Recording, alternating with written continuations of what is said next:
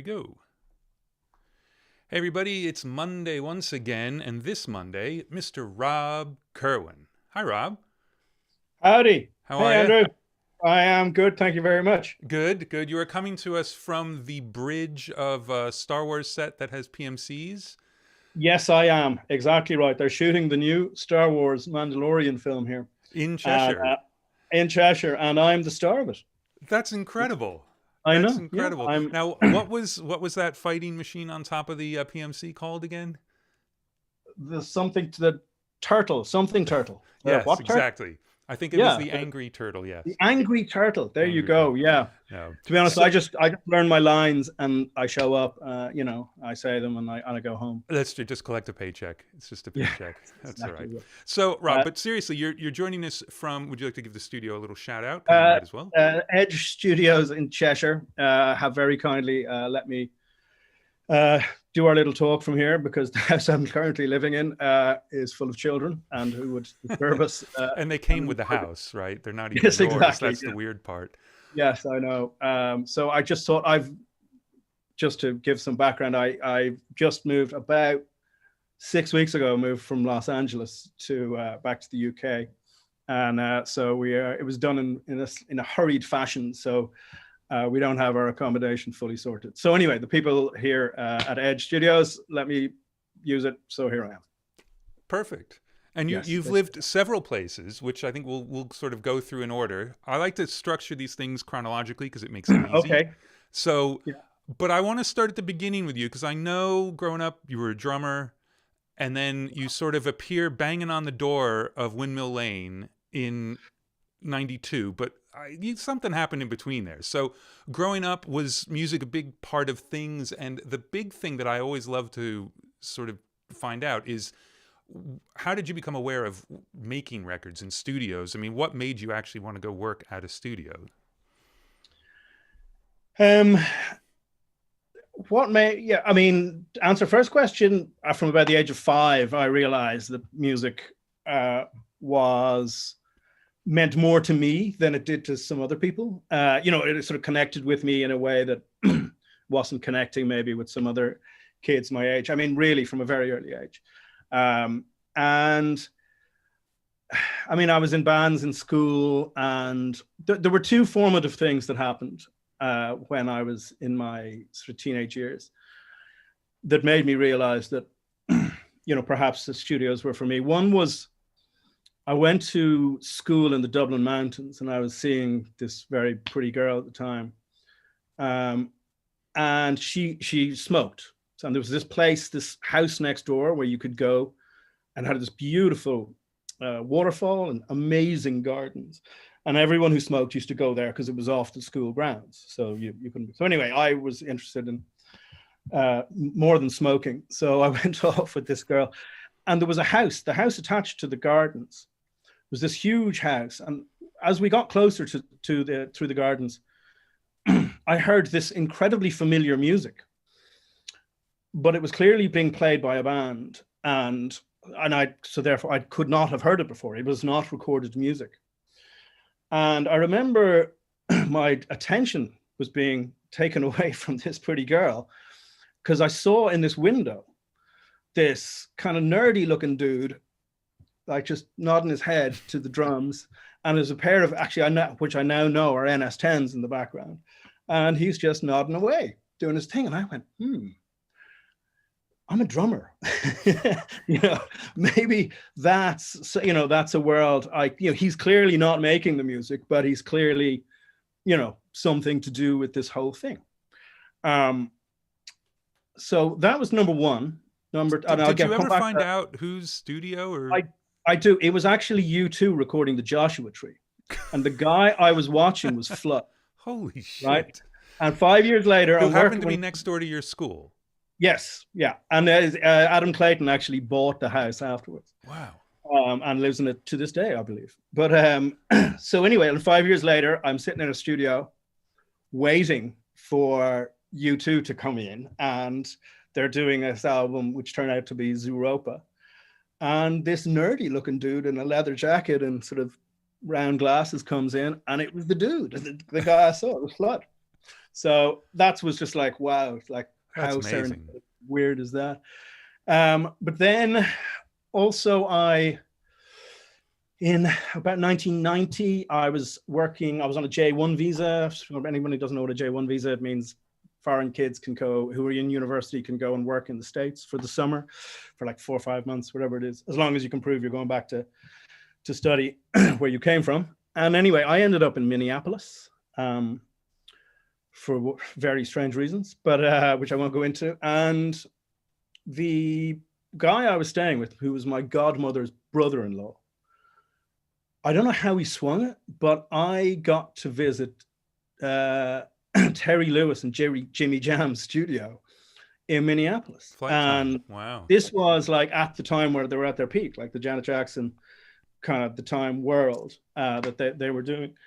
And so, yeah, I just walked into the studio and went, oh my God, this is, everything I've ever wanted.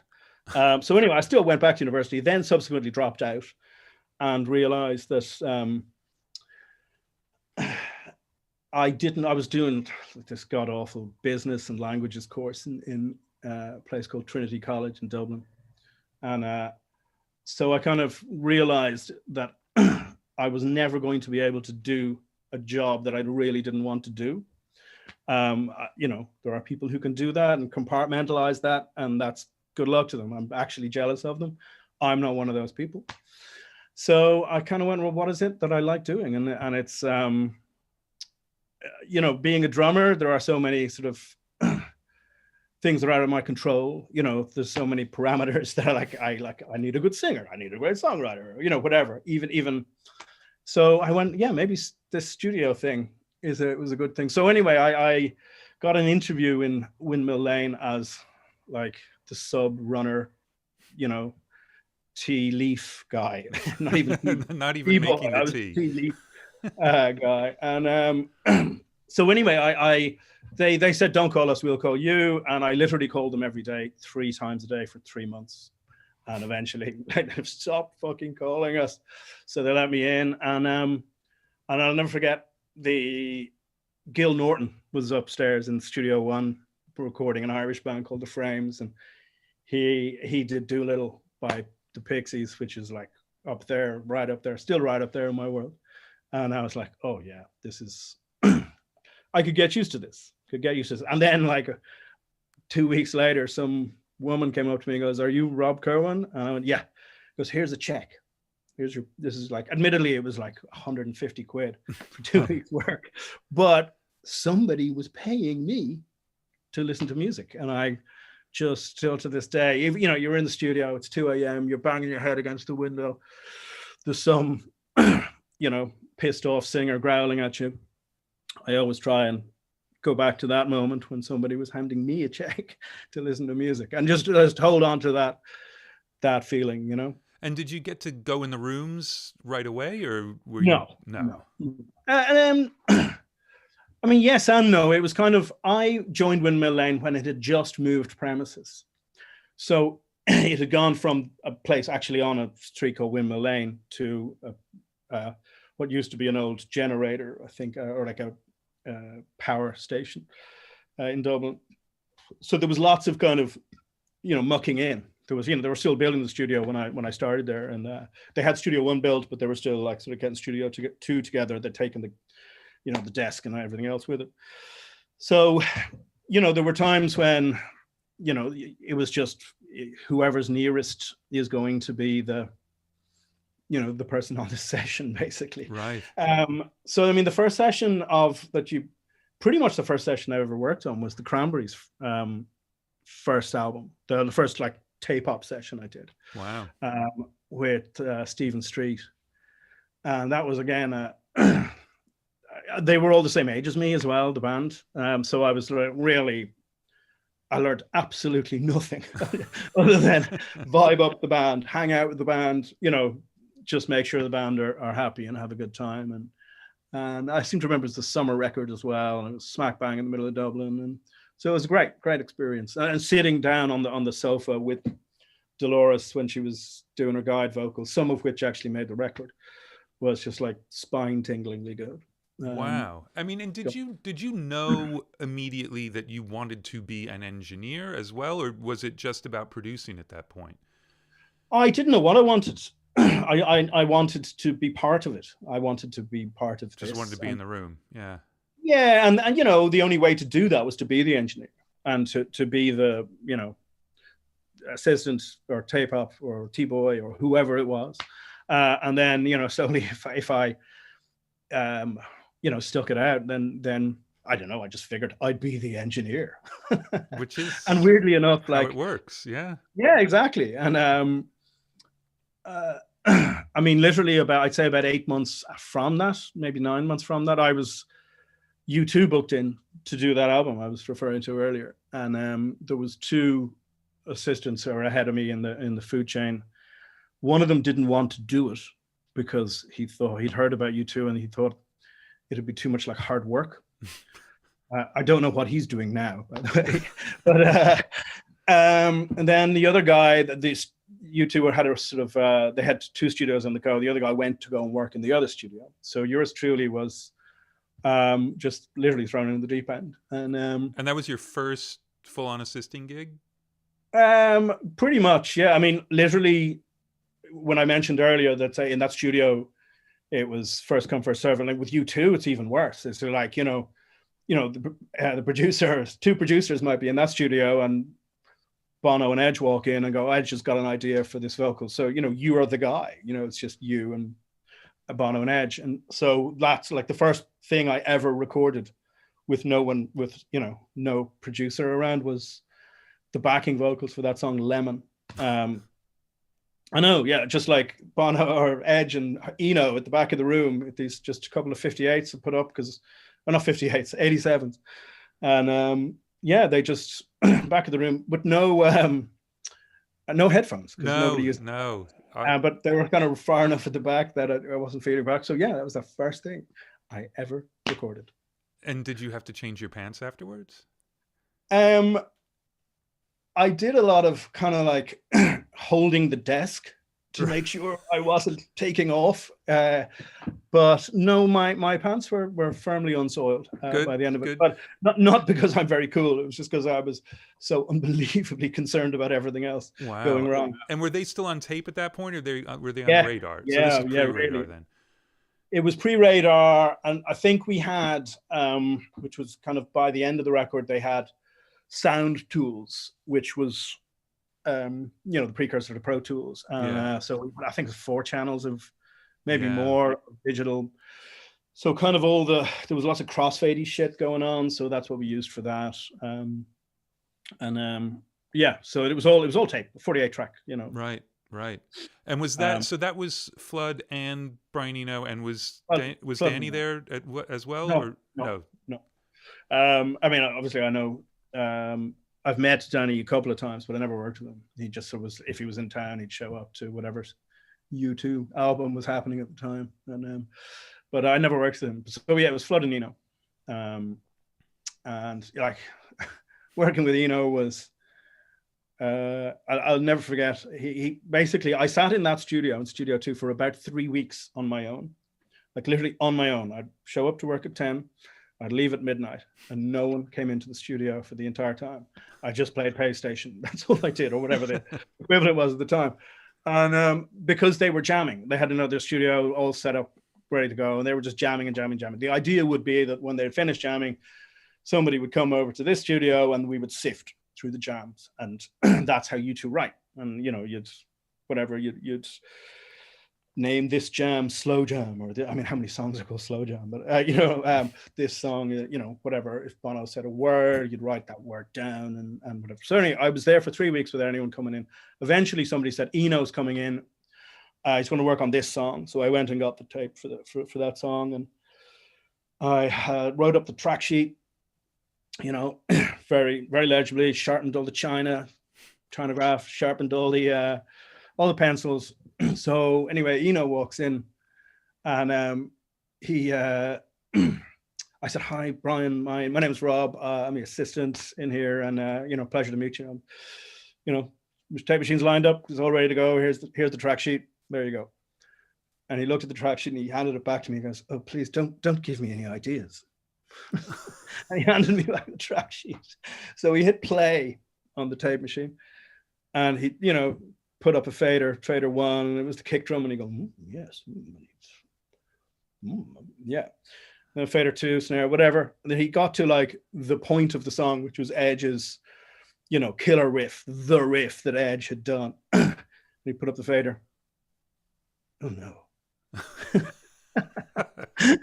And like, this was my, musical baptism. And I say about 20 minutes later, we had the kick drum. He was in the Lotus position in front of an H3000. Put the kick drum through the H3000, and he was changing the bass chords on the keypad of an H3000 in the Lotus position. Boing. So anyway, that was my first experience with Eno, and I have loved him ever since. And had you sort of studied, I mean, you knew who he was, obviously, but were you someone who was always into album credits and you knew people, or you just wanted to make music and you showed up? I knew, weirdly enough, I knew who Flood was because that such a unique name. And he kept cropping up in records that, at the time that I loved. And, things like Doolittle, you'd look, if you loved a record that much. But I was always, more concerned about looking about how cool the band was, or, right, that kind of thing. So I wasn't coming at it from that hero worship, nor do I today. Coming out from that hero worship kind of world. Having said that, when you meet someone like Eno, well, there's no one like Eno other than Eno, but you do. He just has a thing about him. He walks into a room and you're like, okay, this guy's, he's got something, and, whatever that might be. And you find out what it is later. But so no, I wasn't into, I wasn't, the nerd following, oh, he did this and who mastered this record, or that wasn't my. I love, because Steve Lillywhite described Eno's role on all those records as he's the guy who hates you too. Well, I think he's the guy. He loves U2 records. Yeah, but he hates guitar bands. He hates the process. Yeah.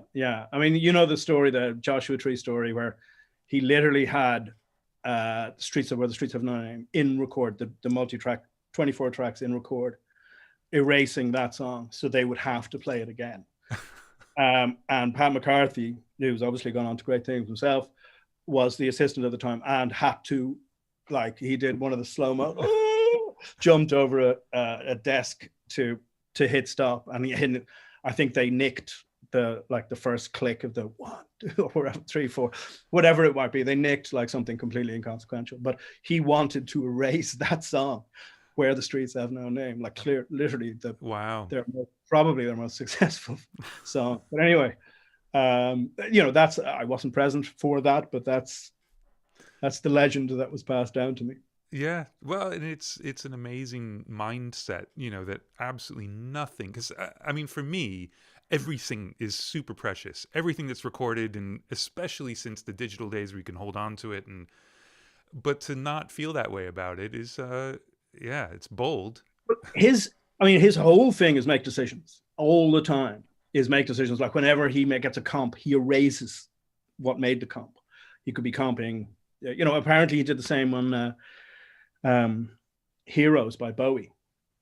All the Ebo stuff that Fripp did. He just comped that onto a track and then erased the whole thing. No, you just can't change your mind. That's it. That's the way it's going to be.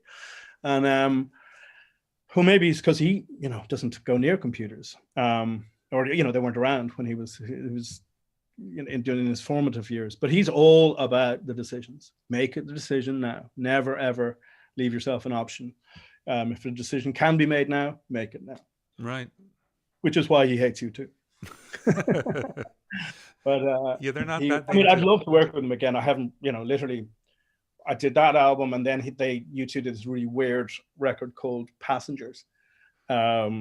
In sort of mid-late 90s, and that that was the last time I worked with him. I met him once in Flood Studio in London, and he walked in and he goes, "Rob, how are you?" And this was like 15 years after I'd worked with him. I was so impressed that Wow. instantly just went, bump, there you go. And he was working with Grace Jones in the studio next door, who walked in with him and was like, most people in the studio are in their sweatpants and their comfies and whatever. No, she was in like high heels that size and a huge hat, and she's about 6'2" anyway. So yeah, that was the last time I saw Wow, that's a pretty good way to see him, because why not? Yeah, exactly. Yeah, I mean, yeah, I've never met him. I would absolutely love to. He is. It's funny. I think his strength in the studio has nothing to do with music, although he's massively like musically talented. It's just the way he comes at art, the way he kind of, and that's the gift he gives to the artist, is the way he looks at, he approaches the art and had the challenge of making the art. And it's very clinical, but at the same time, it's not, he just comes at it at such a weird way that you are put into his mindset while you are making the record. And that's a really interesting place to be. Right. And you know what I mean? It's obviously, if you never met him, you kind of know what I'm talking about, but he just comes at things from a place that you don't know anybody else who's done that. And the mental process rubs off on the artist rather than any sort of sonic decision or musical decision he makes. Right. That's his greatest gift, I think. Amazing. So, I mean, this is obviously at a pretty formative time for you, because it's not like you know what making records is about. So this is what you're learning, right? Yeah, yeah. I mean, in a weird way, it was absolutely amazing for that to be my baptism. But clearly my foundation was very weak at that time. So I had all these fucking amazing ideas and had no, I didn't have the wherewithal to kind of how to put them into action at all. But, it is what it is. I mean, I don't think anyone's got a perfect kind of route into production. No, not at all. But I'm wondering, so because you didn't leave, I mean, you still were at the studio for a little while after that. So yeah, I did like about 3.5, 4 years there. Yeah. So who were your kind of engineer mentors then? I mean, who not necessarily hands-on mentoring, but the people where you saw them doing things and thought, okay, that's interesting, and you really sort of learned from that? Well, nobody at that studio really, in terms of that studio. It's got a reputation. Windmill Lane has a reputation for, rock and roll music and bands and 80s, 90s rock, whatever it might be. But really, all we ever did was do orchestras or traditional Irish music. All right. Yeah, I was going to mention you've quite a few Riverdance credits. Yeah. Damn you. Yeah, I did loads of stuff on Riverdance. Mainly, actually, we had to record the taps, loads of taps. And then, basically you'd have a load of people on stage and, you'd put all these recorded taps out into the theater because, and maybe make it sound even more super thing. But Bill Whelan wrote that. Bill Whelan is an excellent person. And he was having the time of his life. And, he clearly knew that, things were going to change hugely for him after this. And they did in a really good way. And nobody has deserved it more. But yeah, so that studio was just orchestras and Irish traditional music. Like, Irish traditional music, I've worked them all. I absolutely loathe that form of music, I might add. But it was a great education. Like that foundation I spoke about.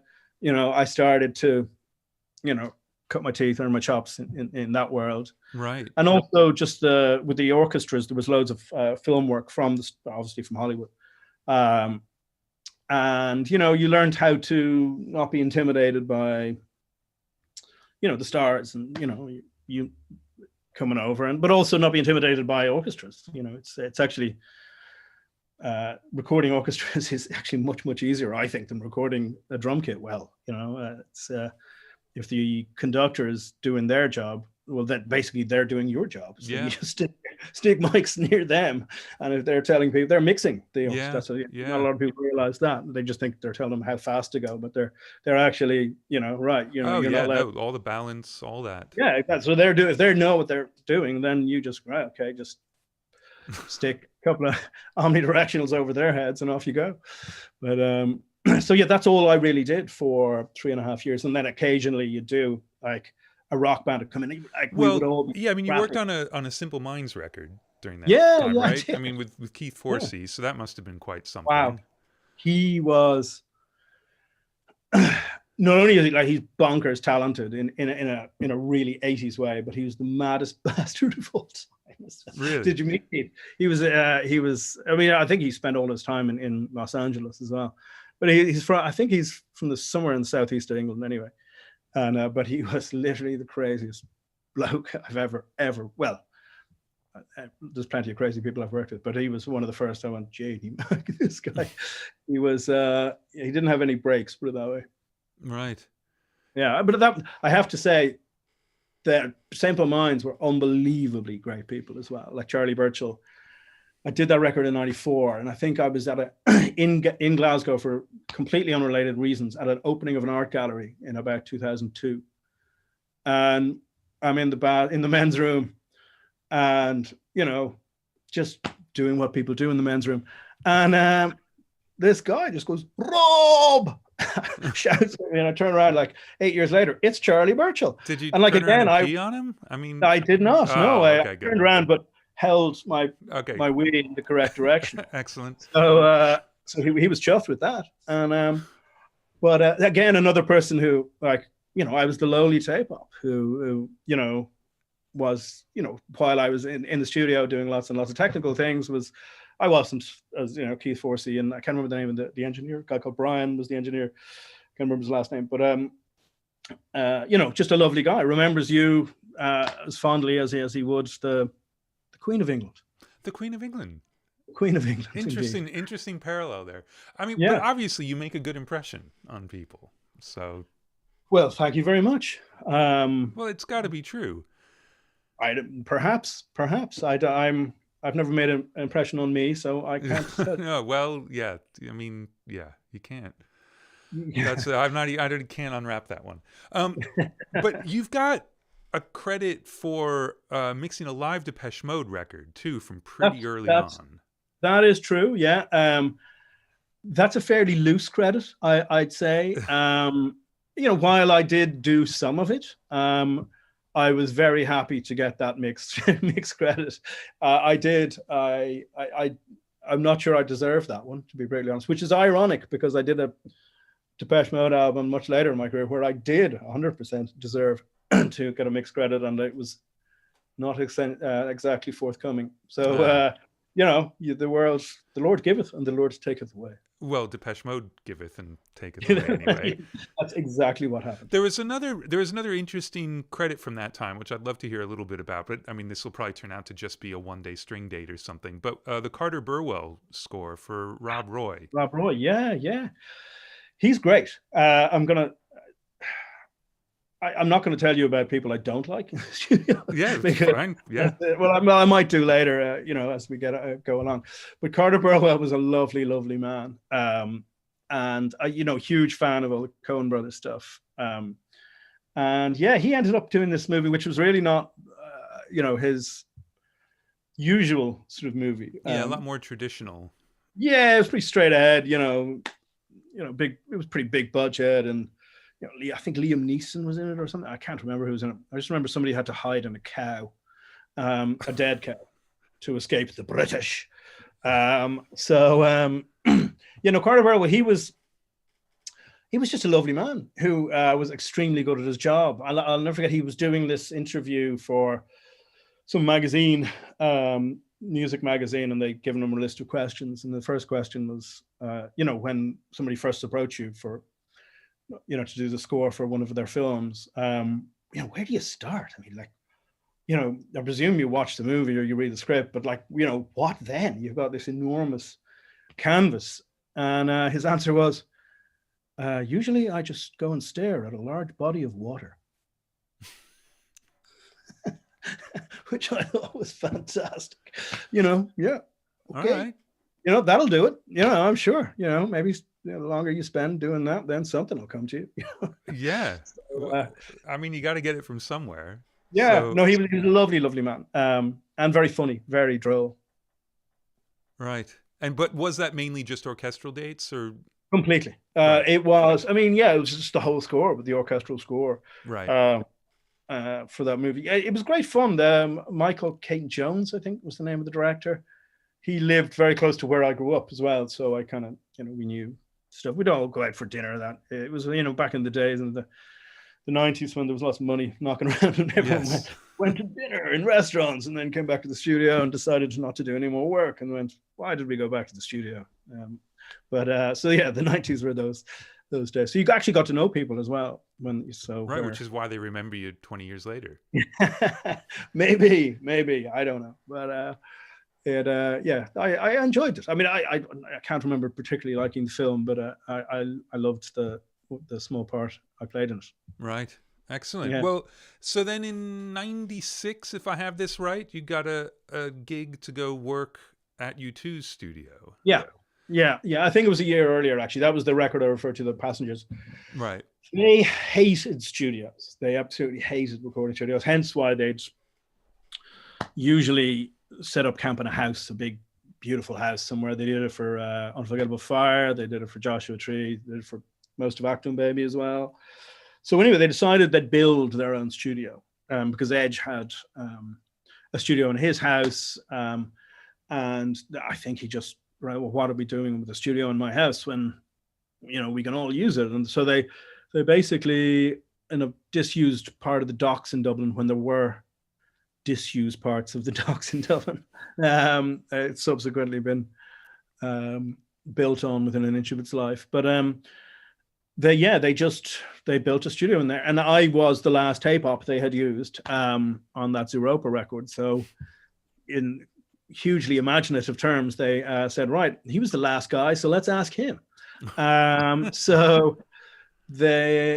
asked to be the house engineer guy-ish in that studio. And the first people to use it were them, and with Eno and them.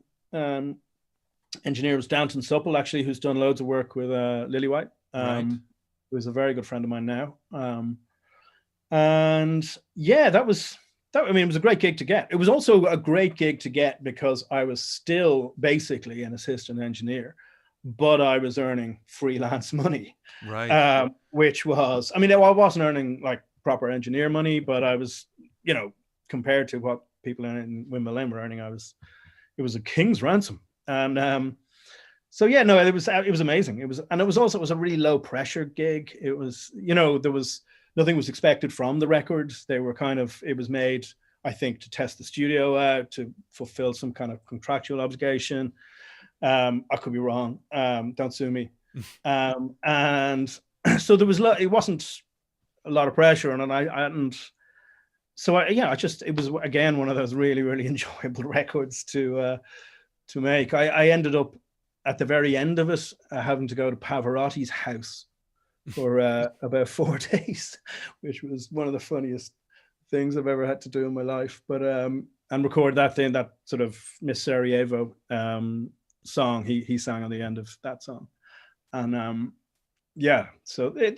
went to work with U2, and they kind of took over my life. I was officially belonged to them at that point. For a little while too, right? I mean, about 95, and I think I left the fold in about 98, I'd say. Maybe. Right. Yeah. So you obviously got to work with Flood quite a bit during that time again, right? Flood, Zooropa, at Windmill Lane. Then PJ Harvey came with Flood to make a record called To Bring You My Love. Yeah. Which again is one of my favorites. Absolutely. Like astonishing record, like really such a mind-blowing record. And so then he came over for a month. And weirdly enough, we didn't get on at all during the Zooropa record. I thought he was this fucking slave driving dickhead, and he thought I was this lazy know-it-all prick. And we were both right. So anyway, we didn't actually get on that well, but I don't know why he did it, but he chose me. He actually, when he made the booking for the studio, he asked for me. Maybe he just wanted to get his own back or something, or, you know what I mean? Whatever. But we literally got on like a house on fire. It was, you know, during PJ's record. Yeah, well, they'd recorded most of it, and we were, you know, overdubbing and mixing kind of at the same time, and you know, really long hours, but just really enjoyable. Like the quality of the music was so unbelievably good. Yeah, that you just, you know, you're there 4 a.m. and you're just, while you are tired, of course, you're like, you know, Jesus Christ, I'm just so fucking into this, you know what I mean? So anyway, so he asked for me to work on that record with him. And then after Passengers, the pop album started at U2 Studio, and he was the sort of primary producer on that. And yeah, so, you know, that relationship had already started blossoming, and we got, you know, we're very, very good friends already at that time. Right. So, but didn't also Spike and Alan Moulder came up at points, right? Spike, Moulder, Howie B, Steve Osborne, Ben Hillier. Yeah, it was one of those records so where it was kind like, of just a little bit everybody, basically. You know, throw enough shit at the wall and something will stick, you know. Not that those people are shit, but no, but I mean, what an amazing I know, just to have that. And you worked with them all just as well. Spike was actually the engineer. Spike was the engineer on that. So Flood was recording it, was producing it, and Spike was the engineer. Like that, literally, Flood, Spike, and me were we were there for the whatever it was, the 18 months from the beginning till the end. Maybe I think Spike had to bugger off for like 3 weeks during it somewhere. Got to do Madonna vocals. You know, why not? And so that's when Alan rocked up to replace Spike. Yeah, I mean, it was one of those records where, I mean, it was a frustrating record to work on because they booked a tour before the record was finished, or near, you know, this was whatever we had then, whatever it was, 6-8 months before the record had to be delivered. And so it meant the record wasn't ready when it had to go. And even if we'd had another, you know, 2 months, it still wouldn't have been ready.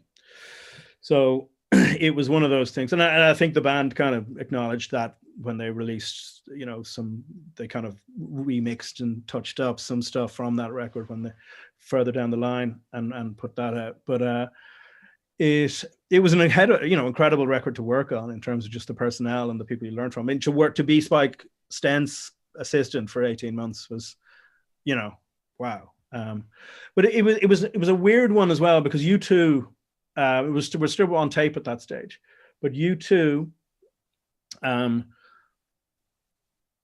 they don't erase anything. Like, you have to record every single idea. Yeah. Clearly, when you're on 24-track tape, you've got to come up with some way of doing that. So what we did was we had a DAT rolling at all times. I mean, literally at all times. So my job was to archive, you know, that DAT. And then what we had was what was called the FAT, which was a Fostex DAT. No, that was actually the previous record. I came up with this thing. We used a DA88. And I would sync the DA88. I'd just stripe it. Every single song was striped from 1 hour. So I'd stripe it and just sync it to every single song. So you'd get 8 tracks. So you'd record the overdub onto the 2-inch and record onto the DA88 at the same time. So I was literally cataloging the mode. So I was dropping in, writing this down. So there wasn't a huge amount of engineering going on. It was just literally archiving and allowing the band to keep all their ideas. Because, so the D88s were like playlists for the tape. Literally, that's what they were. Yeah. So you sort of get 8 tracks and like usually of Edge overdubs, you know. But you know, occasionally you'd get Edge turn around to you and go, "Yeah, remember that guitar overdub I did in April?" And this would be like September. It's on this song, and you know, I think, you know, it was kind of halfway through the day, and I think I did it with the Gretsch, you know, the Countryman, or whatever it was. And I go, yeah. Put it in. Is that it? Yeah, that's it. Great job. You know what I mean? And that would be so. Like to I didn't learn enormous amounts of engineering because one, I wasn't allowed near the board because I was too valuable to touch the board. Because if I was touching the board, I wasn't doing this kind of world that I'd created for them. So I in Ireland we have an expression called "I pissed in my chips," which comes from, it's, you're after the pubs have closed and you've bought a bag of chips and you put it down because you need a piss, and you've ruined it, you fucked it up. So I had a great opportunity, and don't get me wrong, I did learn fucking tons, but in order to kind of make myself valuable, I created this thing which made me indispensable, but in an area I wasn't really interested in. Right. So, well, and they continued that. I mean, I worked with them. It's got to be, well, it was after that, and they were still doing exactly the same thing, DATs and everything rolling all the time, and and somebody has to kind of archive it. There's no point recording all this shit if nobody knows what it is. It's a full-time job, and because also Edge does remember every single thing he's ever played. Yeah, exactly. But also one thing was that dawned on me. I suppose all this really informed me as a producer far more than it did as an engineer. In that I've always been interested in spontaneity and energy, the energy of rock and roll. But one thing that's so brilliant about those early U2 records, not the early ones, but you know what I mean, whenever there is an idea on tape, that is the first time that the musician has had that idea. You're hearing the idea as they are coming up with the idea, because you might rewind the tape and okay, but that thing we did in the second chorus, that's the fucking one, man, so let's go back to the first chorus, bang. So Edge's guitar riff, it was the first time he'd ever come up with it, and that's the thing that's on the record, right? And that's across the board with U2. You know what I mean? That's the energy, and that spontaneity is, whether you like them or hate them, they've made some pretty, stonking records in terms of, they make you want to tap your foot. And, even if they're slow tempo, there's an intensity to them. And I think that a lot of that comes from this kind of energy of, like, that idea just came to them, whether it's Bono's vocal or Edge's guitar part or whatever, Larry, whatever, Adam, that's the first time they've had that idea, and you're hearing the first time that they've had that idea on record. So that's the thing I've always loved to try and capture. Unfortunately, in sort of computers have decimated that a little bit, you know what I mean, in terms of because you do record ad nauseam. Like a huge part of my job these days is just telling people to stop. Just stop. You've done 25 takes of whatever this thing is. Why do you think it's getting any better? Where, when you were working with tape, you didn't have those luxuries, and unless you were U2. So, you made decisions. It's the back to the Eno thing. Yeah. And I mean, how many times have you edited something and it didn't look right, so you edited it again? Not that many. But I do it all the time. Though. You know what I mean? You just say, oh, right, I don't like the look of that crossfade. I'll do it like that instead of that. You know what I mean? Just like stupid shit, because you can. And I'm like, don't get me wrong, that's not going to fuck up a record, but it's the mindset. Right. Just paying attention to that is not smart. Oh, he's frozen. Half-inch tape. Oh, you froze for a second, but you're back. Am I back in the room? Yes. Back in the day, you'd actually be editing mixed U2 half-inches to cut them down for singles and for radio and stuff like that. And if you didn't get it right, you stuck it together again and did it again. You know what I mean? You didn't like tweak it as you do on computers today. So, I'm not one of these people who just like, tape is king, computers are shit, don't use them.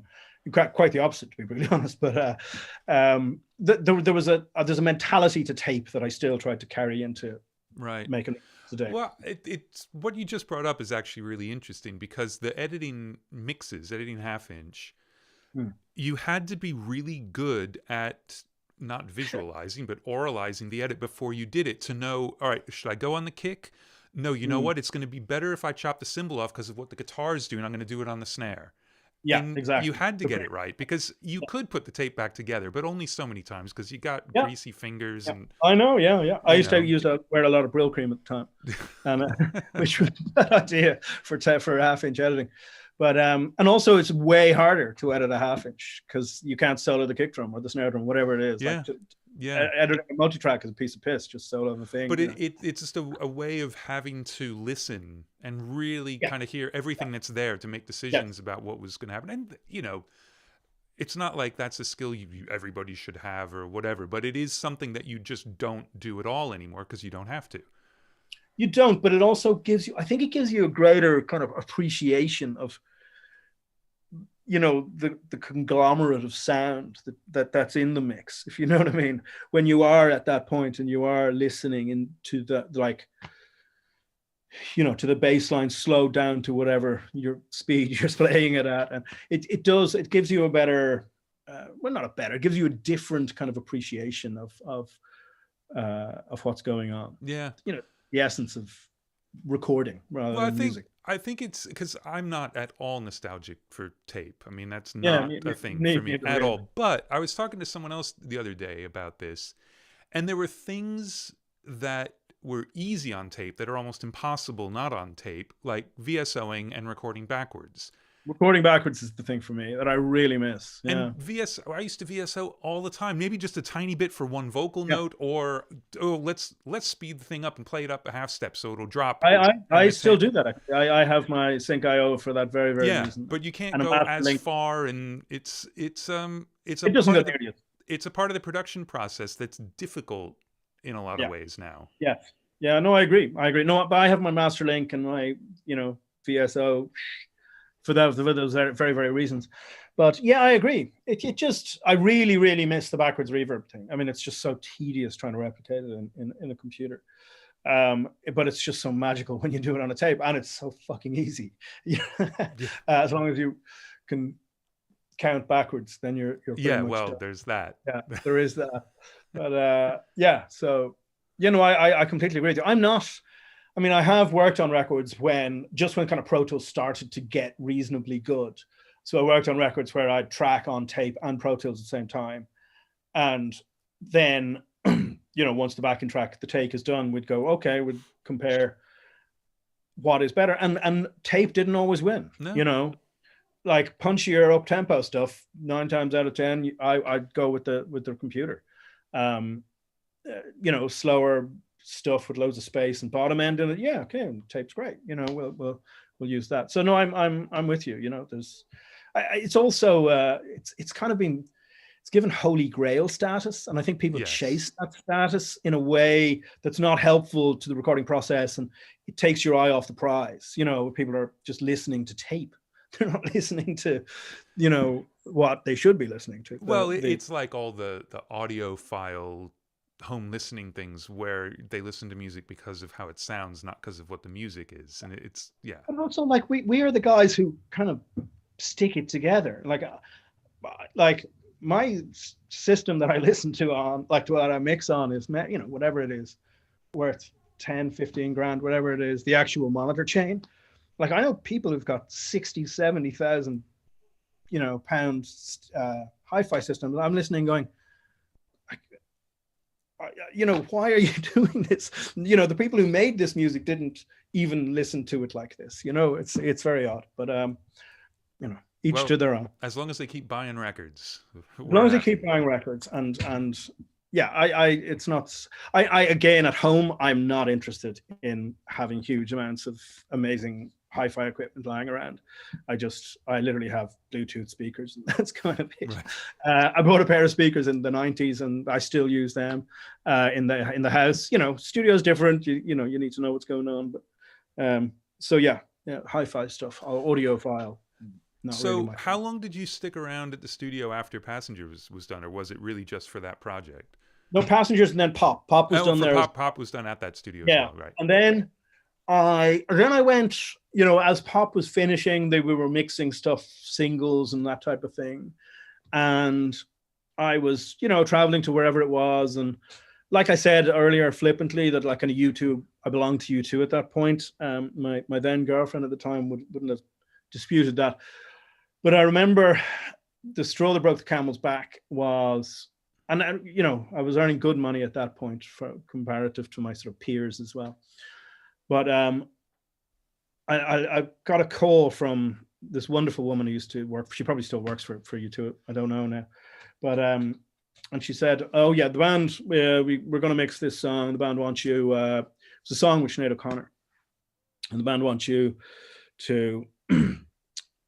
So you got to fly to London tomorrow morning, and then from there you've got to go and pick up a tape, and then you're going to go either to Amsterdam, to New York, Chicago, LA, San Diego, or Phoenix. And I went, and this is like 1998 or something, like, so like no internet. Well, you know, basic internet. So, you know, okay. You know, I couldn't just I didn't have an email device telling me when I woke up the next morning. I literally had to go to the airport and find out where I was going to go. So I was telling my flatmate at the time, Jesus, that's fucking, you know, I'm going, what the fuck? Like, who does this? You know, why? And my father was like, what are you talking about? You could be going to all these amazing places. And like, you know, and I remember was thinking like, surely my time is up when I, you know, Right, I clearly not cool.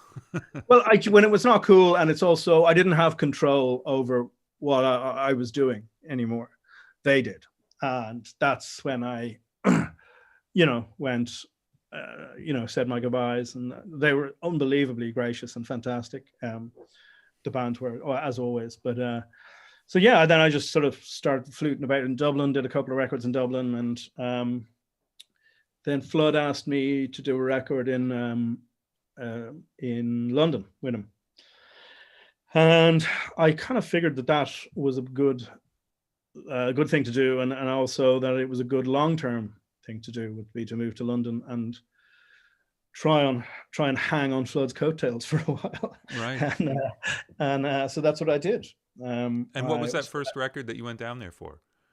It was a record by a guy called Barry Adamson, who used to be in a band called Magazine. He's in the Bad Seeds, and he's an amazing artist in his own right. But his whole thing at the time was sort of soundtracks from movies that weren't made. He'd just do soundtracks, like he did Moss Side in Manchester. He's from there. Is a incredibly dangerous place, where it certainly was in the 90s. And so, you know, that's kind of shows you where he's coming from. Moss Side Story. He's kind of tongue-in-cheek, very, very, very talented man. But so anyway, it was his album. Is from Mute Records. So that was the start of me doing a lot of work in Mute Records on the Harrow Road in London. So that's a lot of my 10,000 hours were spent in that studio, which sadly the whole building doesn't exist anymore, actually. But right, it was just great working in Mute, like, you know, Mute Records, Daniel Miller, all these bands, you know, coming in and out. And so yeah, that was the first record sort of Flood hired me for want of a better word, and there was the start of many. Right. And so I'm only asking because I don't know, but so is the division of labor when you're working with Flood? He's engineering as well. I mean, it's not like, or is he just sitting back and you're engineering? Like at the beginning, it was, yeah. Well, also at the beginning, a lot of it was mixing. And at the time, he was going through this thing where he hated automation. And he quite actually correctly would point out how a mix would change when you did nothing, depending on what time of day it was. If you're using VCAs and, you know, at 2:00 in the afternoon, you know, nobody's pulling any power in the area, the mix sounds a certain way. Come 6 or 7 or 8, when people get home, put the kettle on, yeah, you know, microwave ding, literally the power goes down, your VCAs, the power to the VCAs goes down. These are voltage controlled amplifiers. Of course,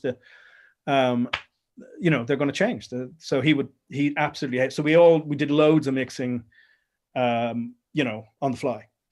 Right. And so, we'd literally be diving all over the desk doing yada, yada, yada.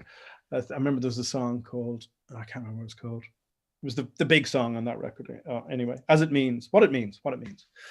And I'll just never forget. It was a fiddly AMEC desk. It was a really old fiddly AMEC desk. And anyway, so yeah, lots of diving was the thing, and using the multi-track remote to kind of mute stuff. You bang it on input and to mute this thing, and then drive over here and move that, and it was all performing the mix, and then that he was big into that.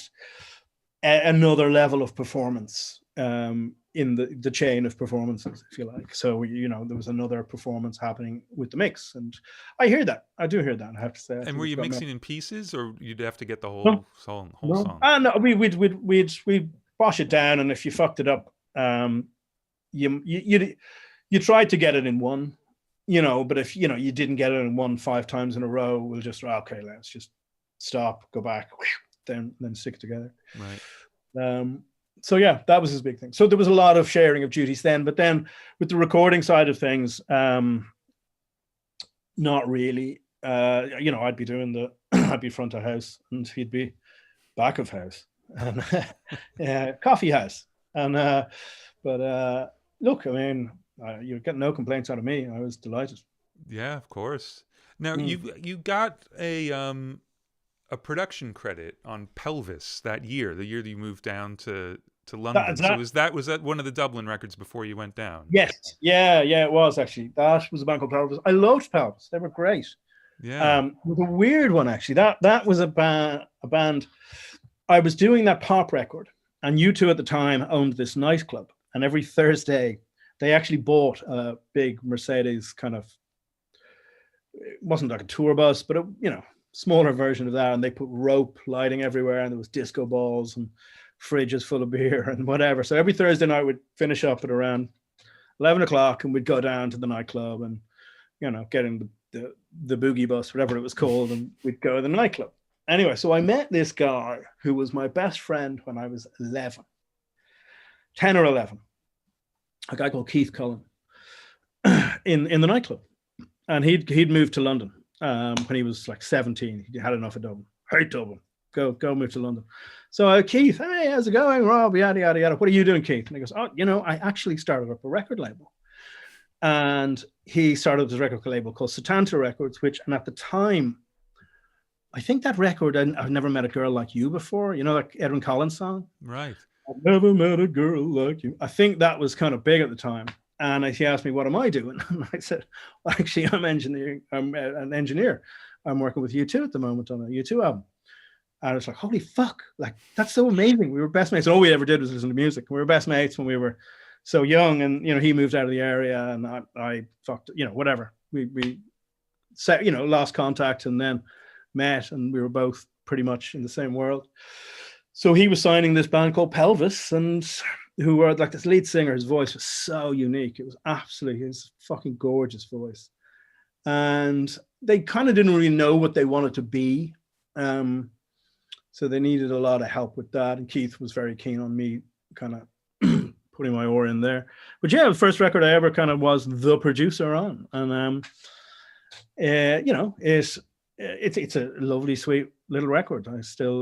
Somebody, played a song from it for me a while back, and I was like, I like it. Yeah. It's but and then weirdly enough, this other band I worked with, a band called Juniper, in Dublin, in those 2 records before I went to work with Flood. And Juniper were a band who made up of Damien Rice and another band called Bell X1, who they would break up and become those people. So that working with them was highly interesting as well. Wow. Because Bell X1 would be huge in Ireland. They were probably get the most radio play of any Irish band every year. And then Damien Rice obviously is this international global singer dude. Phenomenon. Yeah, exactly. So that was another, like, oh right, another, brush with fame.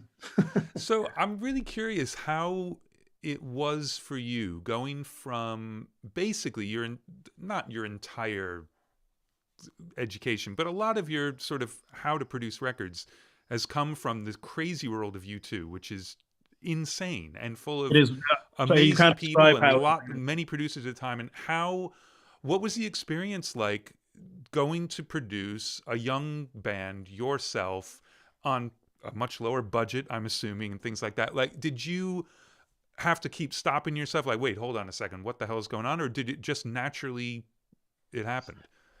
It didn't naturally happen. There was kind of a couple of demo sessions, and then I tried to get them to, well, they kind of wrote songs traditionally in the same way. I had just left from the U2 world. So I was trying to get some of that energy and that kind of spontaneity into it. So we did lots and lots of pre-production. I seem to remember just sitting in rehearsal rooms, just making them kind of sound how I thought at the time I thought they should sound. And, tweaking songs and, doubling choruses and doing all those things you do. And just, I suppose, just using that, U2 mentality, or the producers of U2's mentalities, to try and inform my style and to make a better record for the band. And it was, I never really thought about that, the question you just put out. It never dawned on me, actually, that this was just like, okay, now I'm doing this. This is my time. This is, off I go. This is clearly what I'm meant to be doing. So I was an arrogant prick in my 20s. So yeah, that felt completely normal for me. Yeah, no, but you clearly are meant to do it. I mean, because I know that I had so many missteps early on. As soon as I got in the chair to do a certain thing, overstep like crazy, and you start trying to make your record. And there was that. Yeah, there was that. I mean, yeah, like there's elements of that. Of course there is. But that went on for several years. I mean, you wind back and back and back and back and back. And now I wish there was more of me in the records I made, to be brutally honest. Right. And I wish there was more of that arrogance in I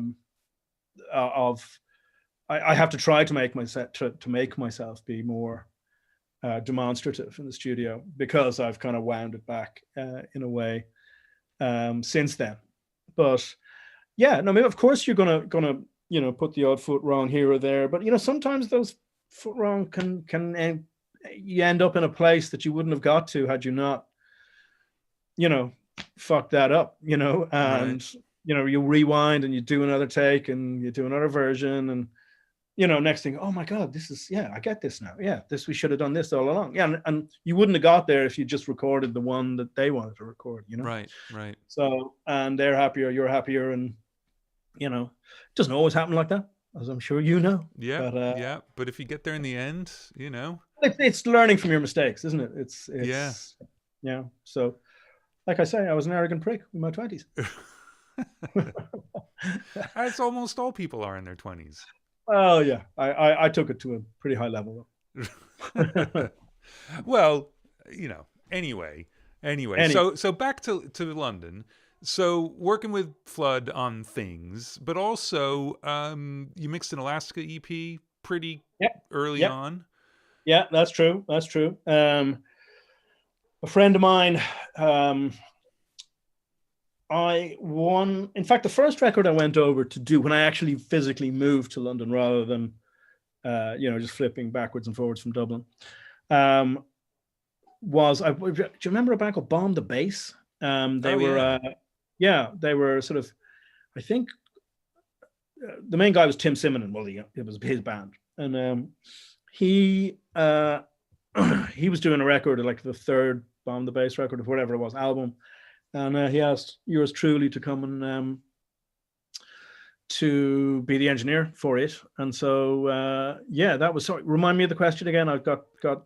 Well, we were just talking about the Elastica EP, but. Oh yeah. Anyway, so my assistant on that record was friends with, I think, the drummer of Elastica, and he worked in the studio called Eastcote, which is legendary in London, amazing studio. I presume it's gone now.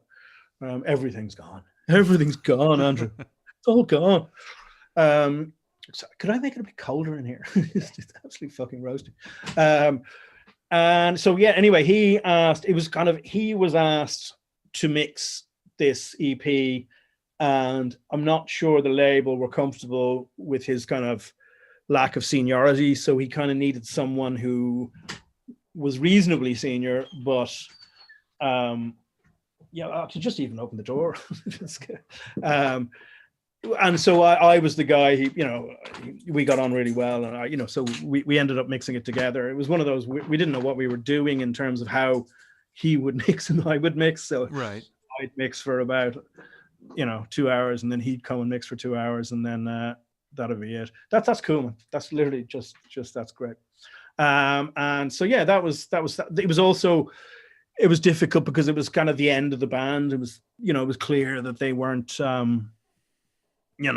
getting on, and they were weren't, let's just say, with it a lot of the time. Right. We're in other places while present. Wink. Yeah. Yeah. Nudge, nudge. And so yeah, it was tough, but it was a great experience again, and sort of started a love affair I had with the East Coast studios as well. So yeah, that's how that one ended up. That was my good friend Tom Rixton, who actually I introduced to his wife, and they now own a wonderful hotel in Buenos Aires. And if you were ever there, go to Home Hotel. It's a great spot. Although I presume it's under lockdown now as well, just like everything else. Well, everything is. So yeah, travel tips are things to write down and save for later. Yes, exactly. Put that in the notes of your iPhone. Yes, exactly. So did you keep working with Flood pretty regularly when you got down there? Yeah, I did. I mean, don't ask me what records I did. No, it's fine. At the time, I was drunk, but I did on and off. He was kind of at a point in his life where he wanted to wind it back a bit. He just broke up from his first marriage, and he had just met his now partner, and I think he went off to live in St. Petersburg, I think. Go figure. So whenever he kind of flitted back and deigned to do a record in London, generally I didn't go to America with him, but whenever he was doing a record in London, I got a call and I said, be here at this point in time. Don't be drunk.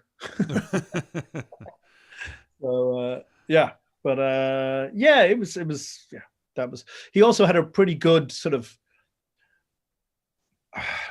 project studio himself. It was kind of wasn't very posh. It was just lots of synthesizers, obviously, if it's Flood, and lots of Mackie stations, like little Mackie sort of 16-track stations everywhere, which would then terminate on a much bigger Mackie board.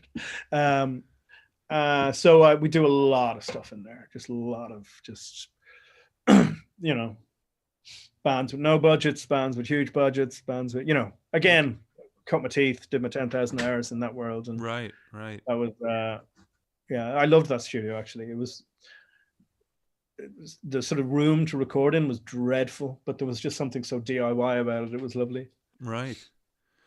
So you managed to keep that going, but have enough time to be doing all these other projects too. It's kind of perfect. Well, that was kind of like my day job. That was the thing that paid the bills, and and then I was able to, do the things on much lower budgets that I'm not saying that I was passionate about, because I was passionate about the other stuff too. But you know what I mean? There's something I found that I thought needed a platform or needed light shining on it. There was this band who. I went to see this band with Tom Rixton, actually, the Elastica guy, and he was working with this band, and he wanted me to go and see them. And they finished at like whatever it was, 10 o'clock, 10:30, and this other band came along 11 o'clock, and they absolutely blew my mind. This band called Bikini Atoll. Yes, well, we got to talk about that record, but and that was kind of one of the records I was like, okay, right, I don't care if you have 2 packets of crisps and a Mars bar. That's what the budget is. Then let's go and make the record, because I was just like, I loved that band. And, well, we're skipping ahead a little bit, but who cares? Let's okay. talk about it, because that you sent me the list, and this album is not on your playlist because it's not on the streaming services, but it is. Well, I mean, it came out. It was a proper record, I swear. But it is on YouTube. So obviously, whoever owns the rights to it has not cut a deal with Spotify, and there you go. But it was on Bella Union. So I mean, there's lots of stuff on Bella Union on Spotify. Yeah, so that's very weird then.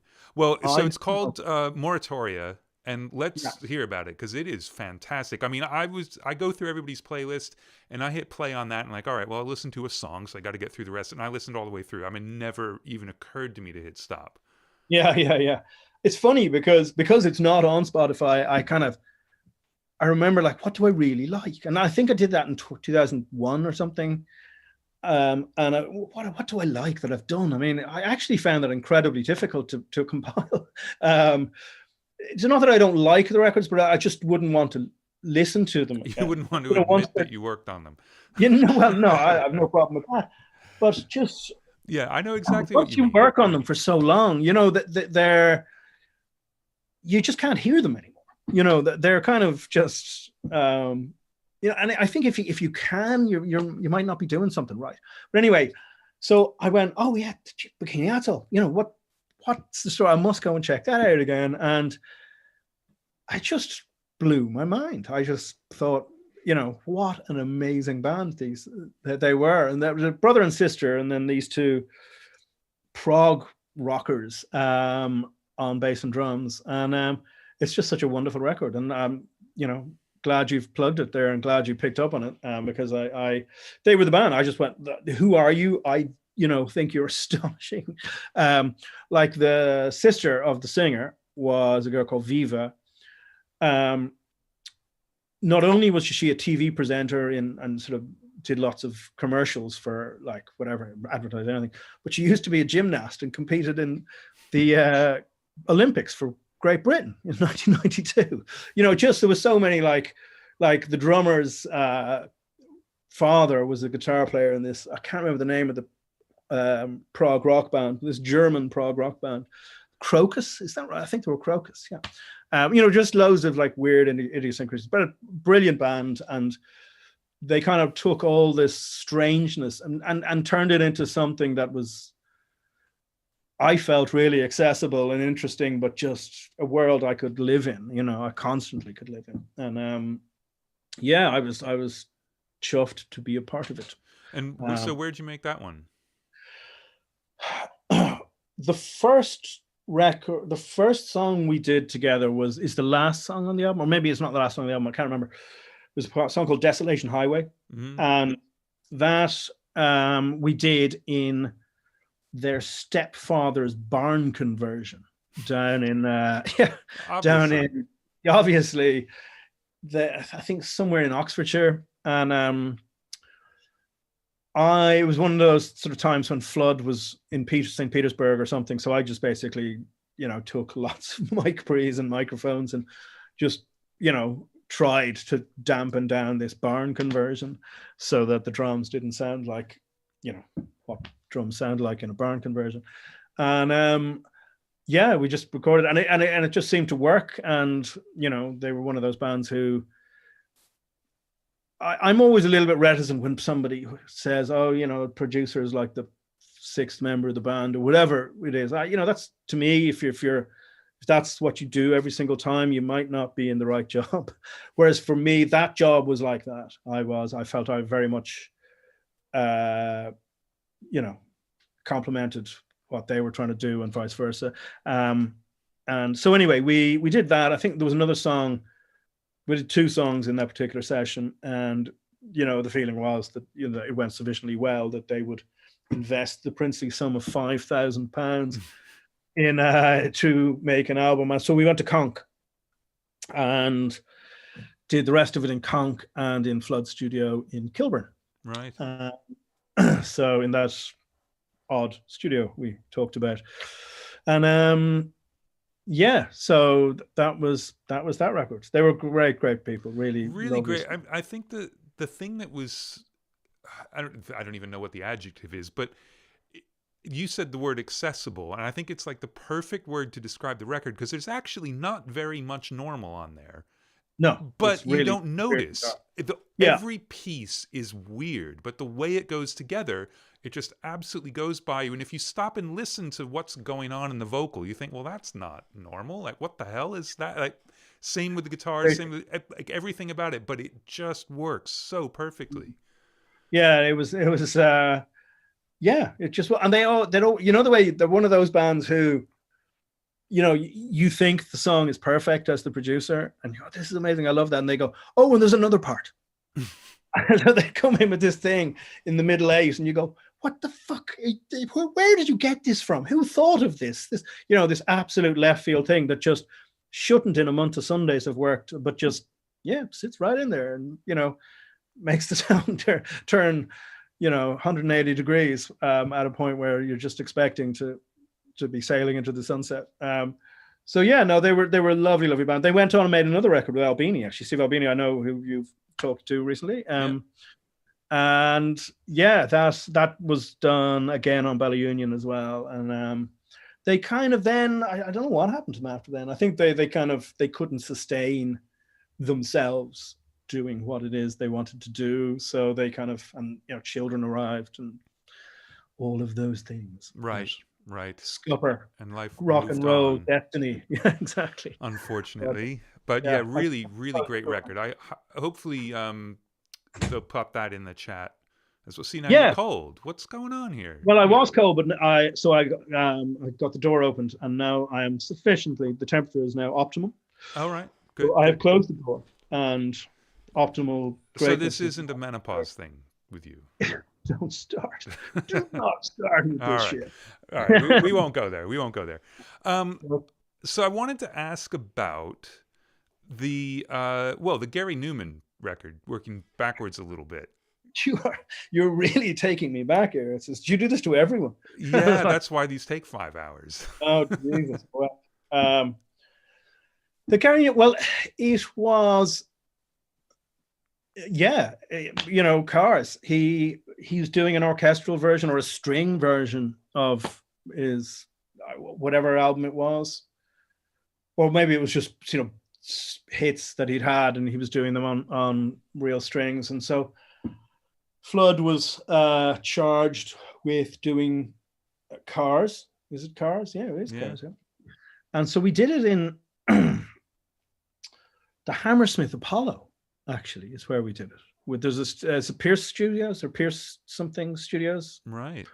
Is beside the Hammersmith Apollo, and we got the string players to record. We recorded the strings on stage in an empty Hammersmith Apollo, I think. Yeah, that was it. Yeah, and that was very odd. And yeah, the thing I always associate with that session. And it's something I always have to watch myself when I work with someone famous.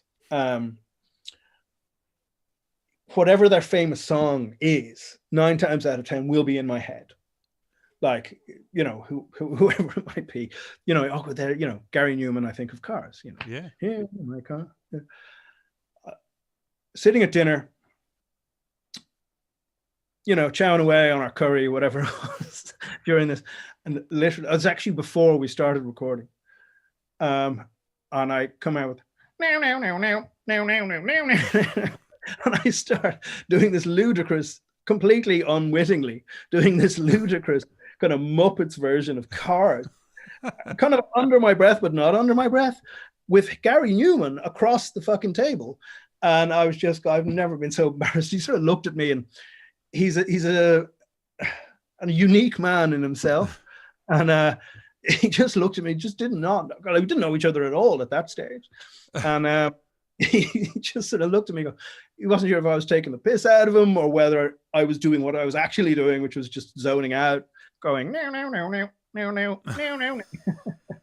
But ever since then, I've worked with someone famous. I have to stop myself humming or bleating out whatever their biggest hit is in front of them, thereby completely. Why is it kind of a nervous tick, or I don't know what it is. It's like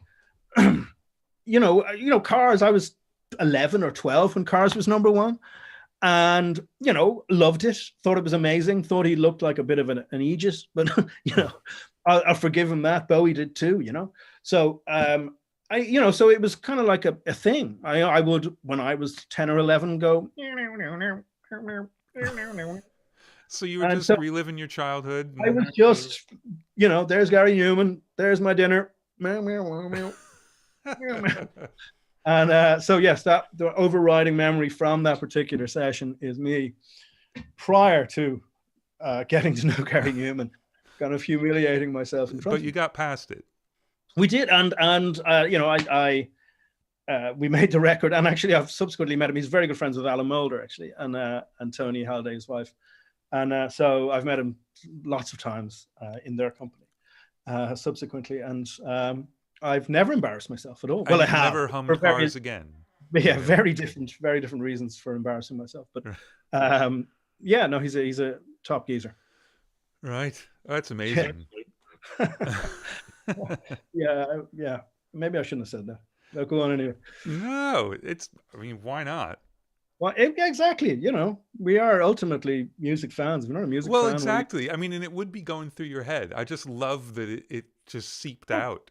It just came out, and in a way that I was just not really conscious of it. And there you go. It's a good story. Yeah, it is. It is. It's a very good story. And the worst part was Flood there at the time? Did he? I think he was. Yeah, I think he was.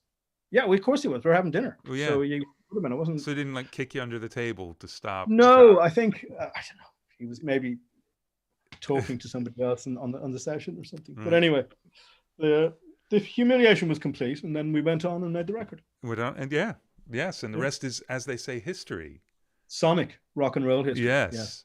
Yeah. So there's also this band Echo Boy. Oh yeah, love that.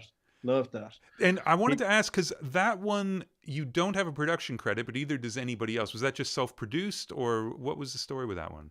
That was, he had a ton of demos. He wrote this amazing song called Flash Legs in sort of the late 90s, and it's about 10, 11 minutes long. And it was one of those sort of, you went to any indie club in London that was cool as fuck, and they played Flash Legs at some point, and people went fucking nuts. It's a really great song, and he did it in his bedroom and whatever. So I was always kind of very conscious of him and very, didn't know who the fuck he was. Madam, who is this mysterious Echo Boy? But he eventually signed to Mute Records again.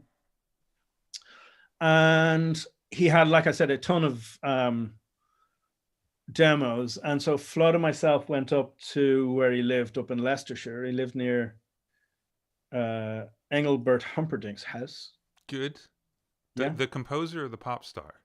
The pop star. Okay. Is there? Yes, there is actually a composer from many, many years ago named Engelbert Humperdinck. Well, Engelbert Humperdinck, the singer, lived very near Echo Boy, which I thought was great. Did they ever collaborate? The yin and the yang. And so anyway, he lived in this old pub, a disused pub, and his studio was in where they used to keep the barrels of beer. So you'd have to walk on this really, really tiny ladder, and we set up my Pro Tools rig. At this point, I had a kind of mobile Pro Tools rig, and we'd take it everywhere we went to make ridiculous, interesting records. And so then it was a real case of like sort of compiling demos from here and there and sticking it together, and sticky tape with mirrors and smokes and making it work somehow. And it was then we took it down when we realized that, okay, right, actually there's something really interesting here, there's a good record here.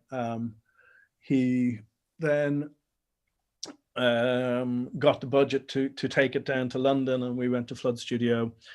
Again, you have a lasting memory of something that happened in that studio. 9/11 happened actually during that record, when we were right.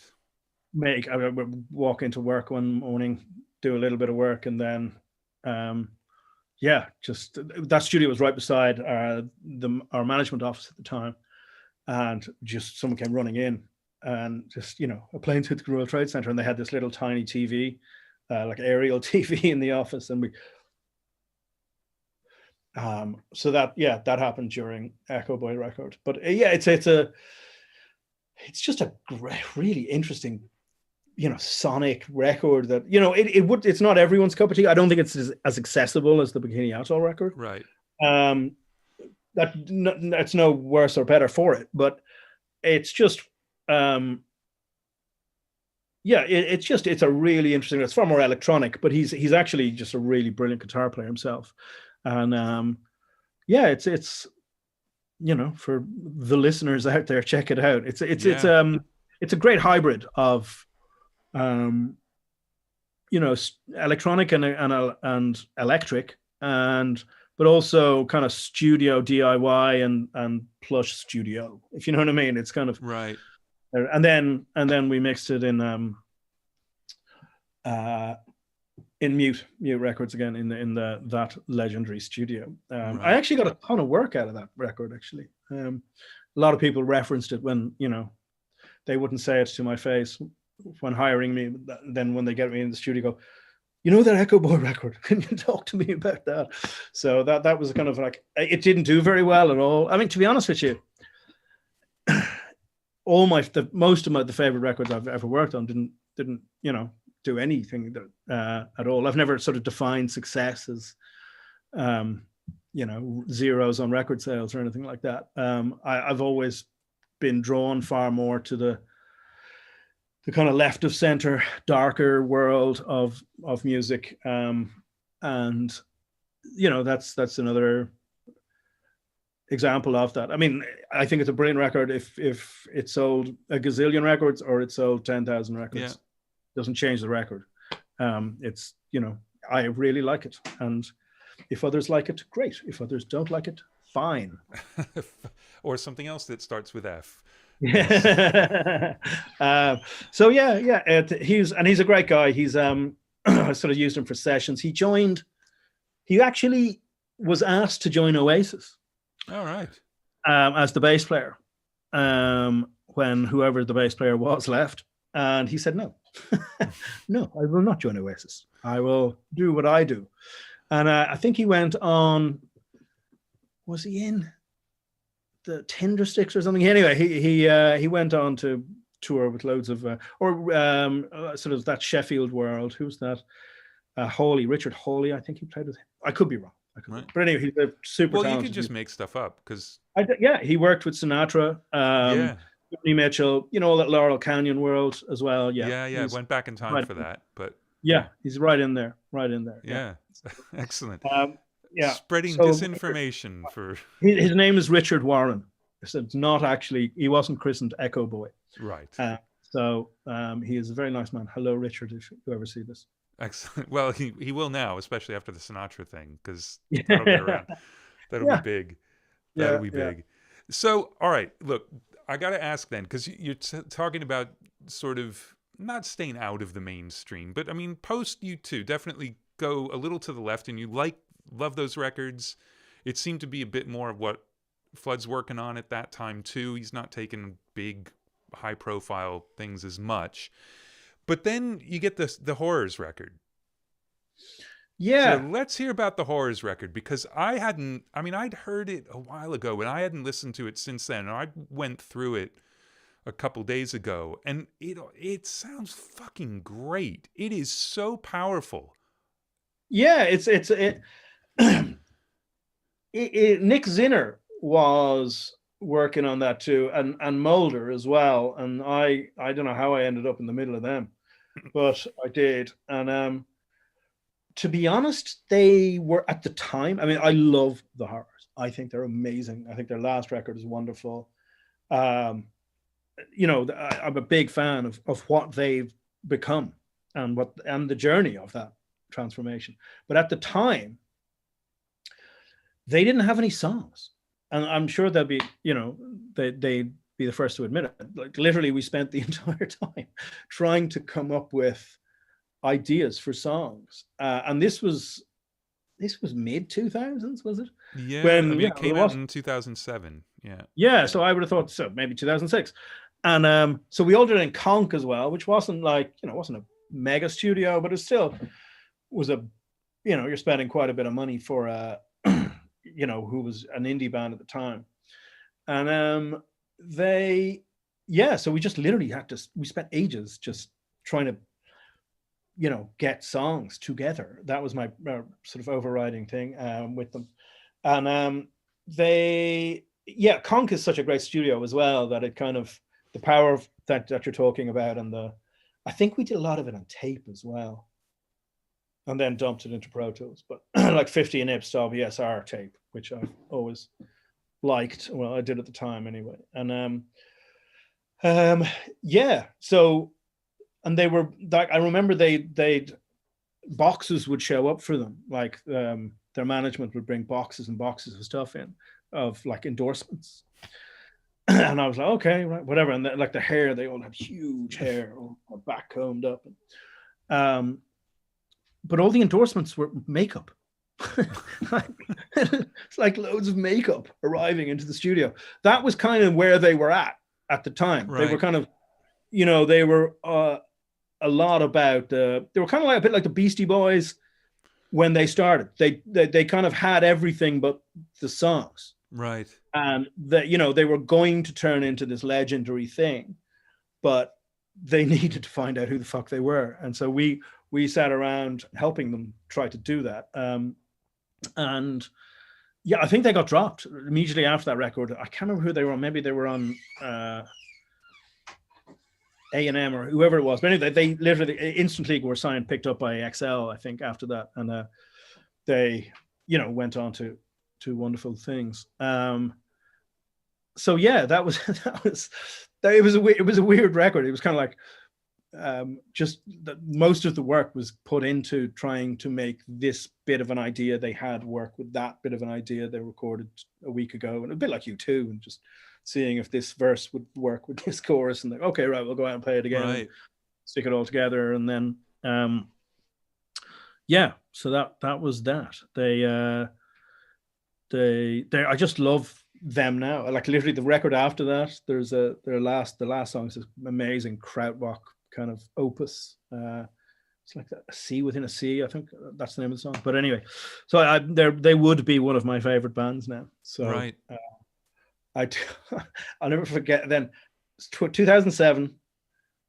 What's the festival in New York? Is it CMJ? Is that the one in New York? Yeah. So I was in New York for that 2007, and I have a skinhead, a complete like Blade One skinhead, and I'm in New York with my one of my best mates, my brother and his wife, and we're just in New York. Happened to be in New York when this is going on, and the Horrors were playing downtown somewhere around the Bowery. And anyway, one of their shtick was when they were playing and I didn't know this. So I left the club to go and see, like we were all in this club, and I said, look, the Horrors are going on now, so I got to get over here and, meet some people or whatever.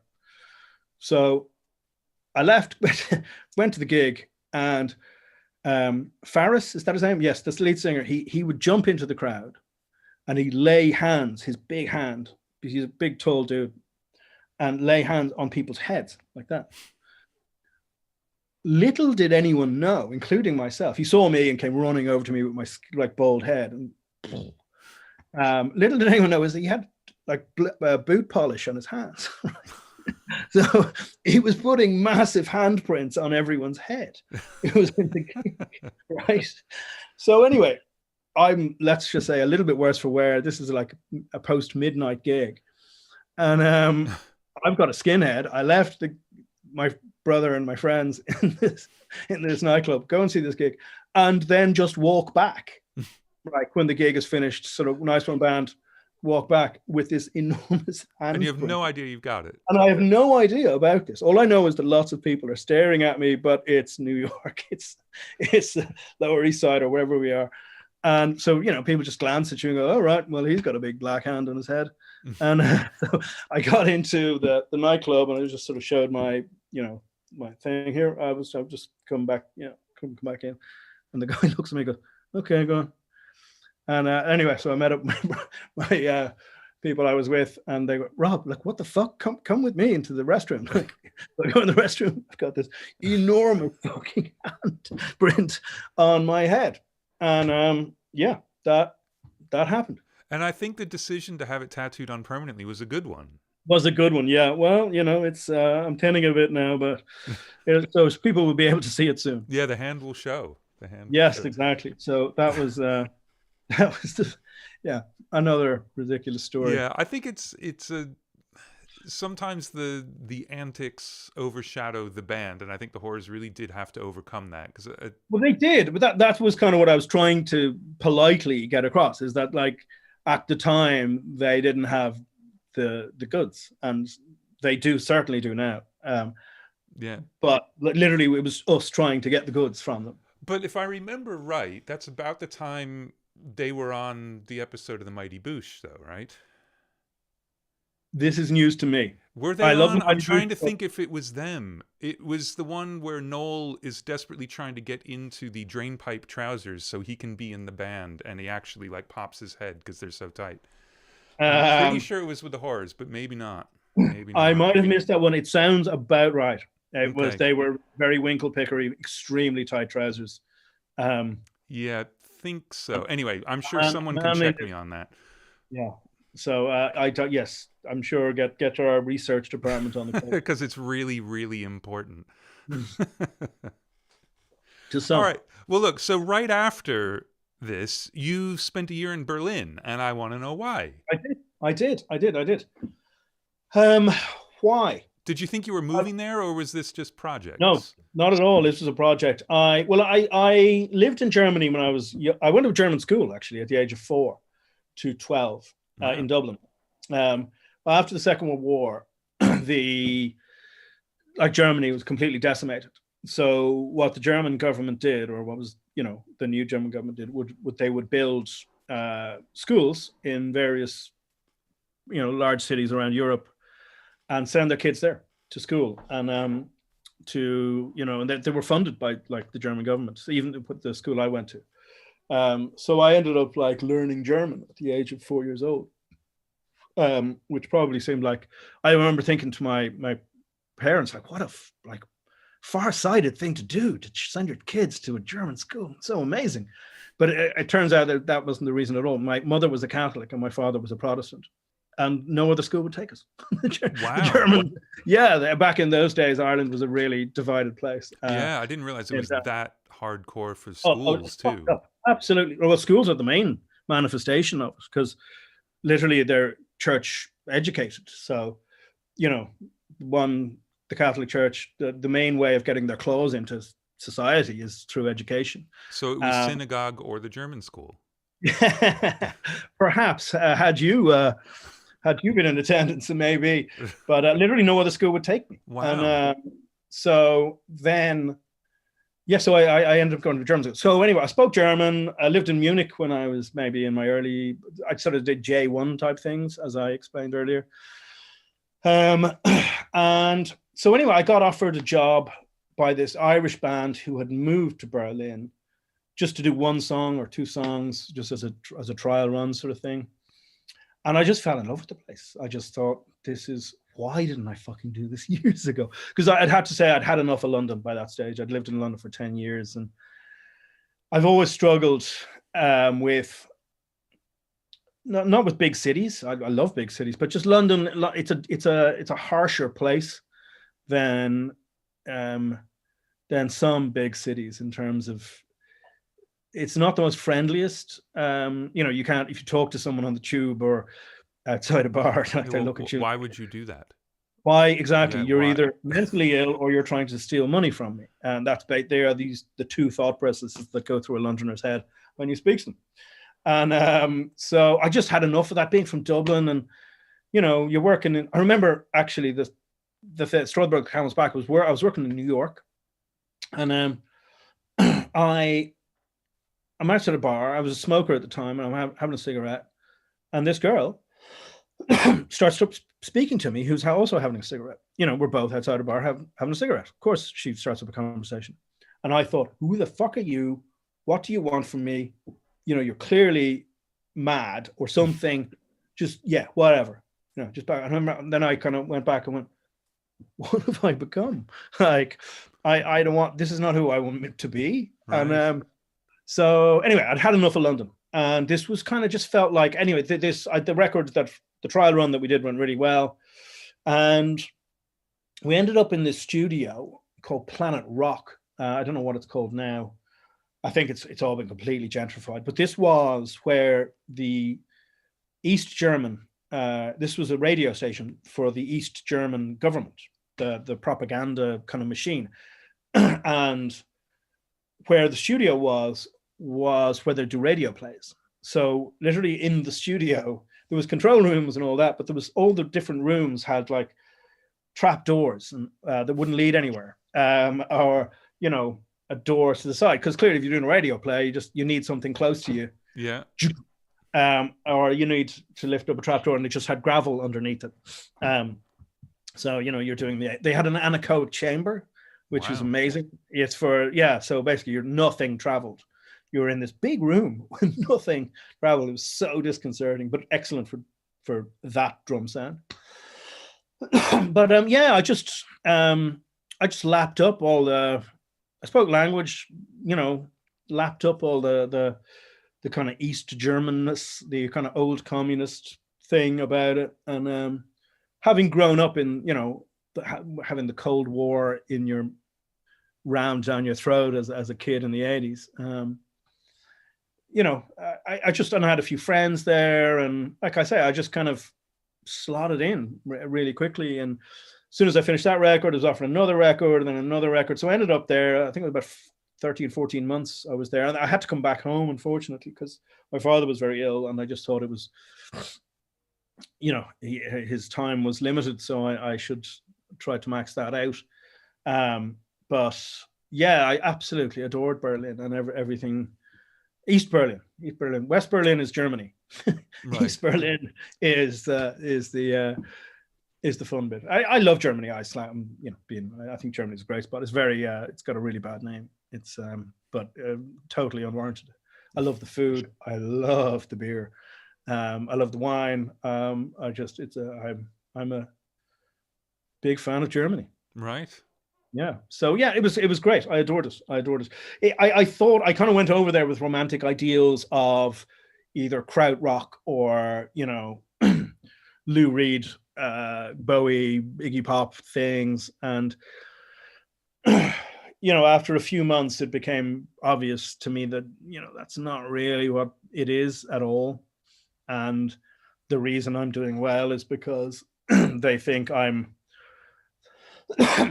this British engineer producer guy who who can just copy music that they like coming out of the UK. And right. That was a lot of that. It was just lots of the labels just wanted what's popular in Britain now. Okay, come on, give us that. And so it kind of shattered my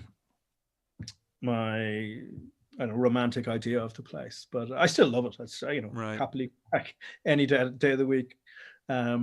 It's got a really healthy attitude to. It was the antidote to London. Like one example is just their attitude to the citizens who are. It's a state in itself, like a federal state in the United States. Berlin is a state in itself, right, with its own parliament and all that kind of. Infrastructure of power. So anyway, when the wall was up, when the city was divided, on the East German side, there was a section of the wall that went along the river. So it just followed the River Spree. And there was about a 200 meter no-go zone before the river, so people couldn't. Oh, frozen again. Oh, you're back. Oh, I'm back. You're back. So am I back? Yep, 200 meter no-go zone, so people There's couldn't. No-go zone. So anyway, when I was there, whatever. Oh, is my internet? Am I back? Yeah. Yep. You're good. Yep. There was swathes of land still unbuilt on in the capital city of Germany, like literally just wasteland overlooking the river. And what big sort of corporations were doing were buying up this land and building huge office blocks on them, PricewaterhouseCoopers. She'll have a lovely office overlooking the river. Dublin, London, New York, no problem. Everyone's fine with that. Berlin, not a fucking chance. Total moratorium on all building along the river, right? Stop all of it, shut it down. They put they start the legislation, they debate it in the legislature. They have a referendum on what should happen. Anyway, the long and short of it is any property from then on that was built along the river had to be residential, overlooking the river, had to have like every 500 meters had to have green space, and all the offices had to be built on the roadside, not on the riverside. It shows you, it sort of gives you an insight into the mindset of the Berliners, of the people who live there. The city is serves them, not the other way around. Right. And in the way that, like in London, like, you know, you just do what you're fucking told, and you know, if the developers want to develop this bit, well, then they're going to develop it, and you shut up, young man. So yeah, I was very impressed by that side of it, and like they have a really healthy, like, two fingers to authority attitude over there, and in a real kind of, but at the same time they're very tolerant of whatever people want to do, as long as you're not in uniform, then you're fine. Right. Yeah. But yeah, I'd happily go back there in a heartbeat if I didn't have a wonderful wife and 3 average children. Who are going to watch this years from now and really be excited about the fact you called them average for the first time. Yeah, well, they need to try harder. Well, all right, we'll leave that where you dropped it. So, so you came back because you're dead. So you went back to Dublin at that point, then.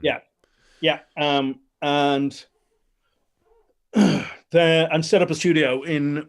There's a friend of mine called Nick Seymour. He's in a band called Crowded House. He's an Australian guy who moved to Dublin. Quite why he did that is only he can tell you. But he fell in love with the place in the sort of mid-90s, and he set up shop there, and he bought this kind of most of a building in the center of the city, which comprised of 2 apartments. One was an entire floor of the building, and then the apartment downstairs was kind of like half the floor. But so anyway, he turned that into a studio, and that had been going as a studio, as like a commercial venture.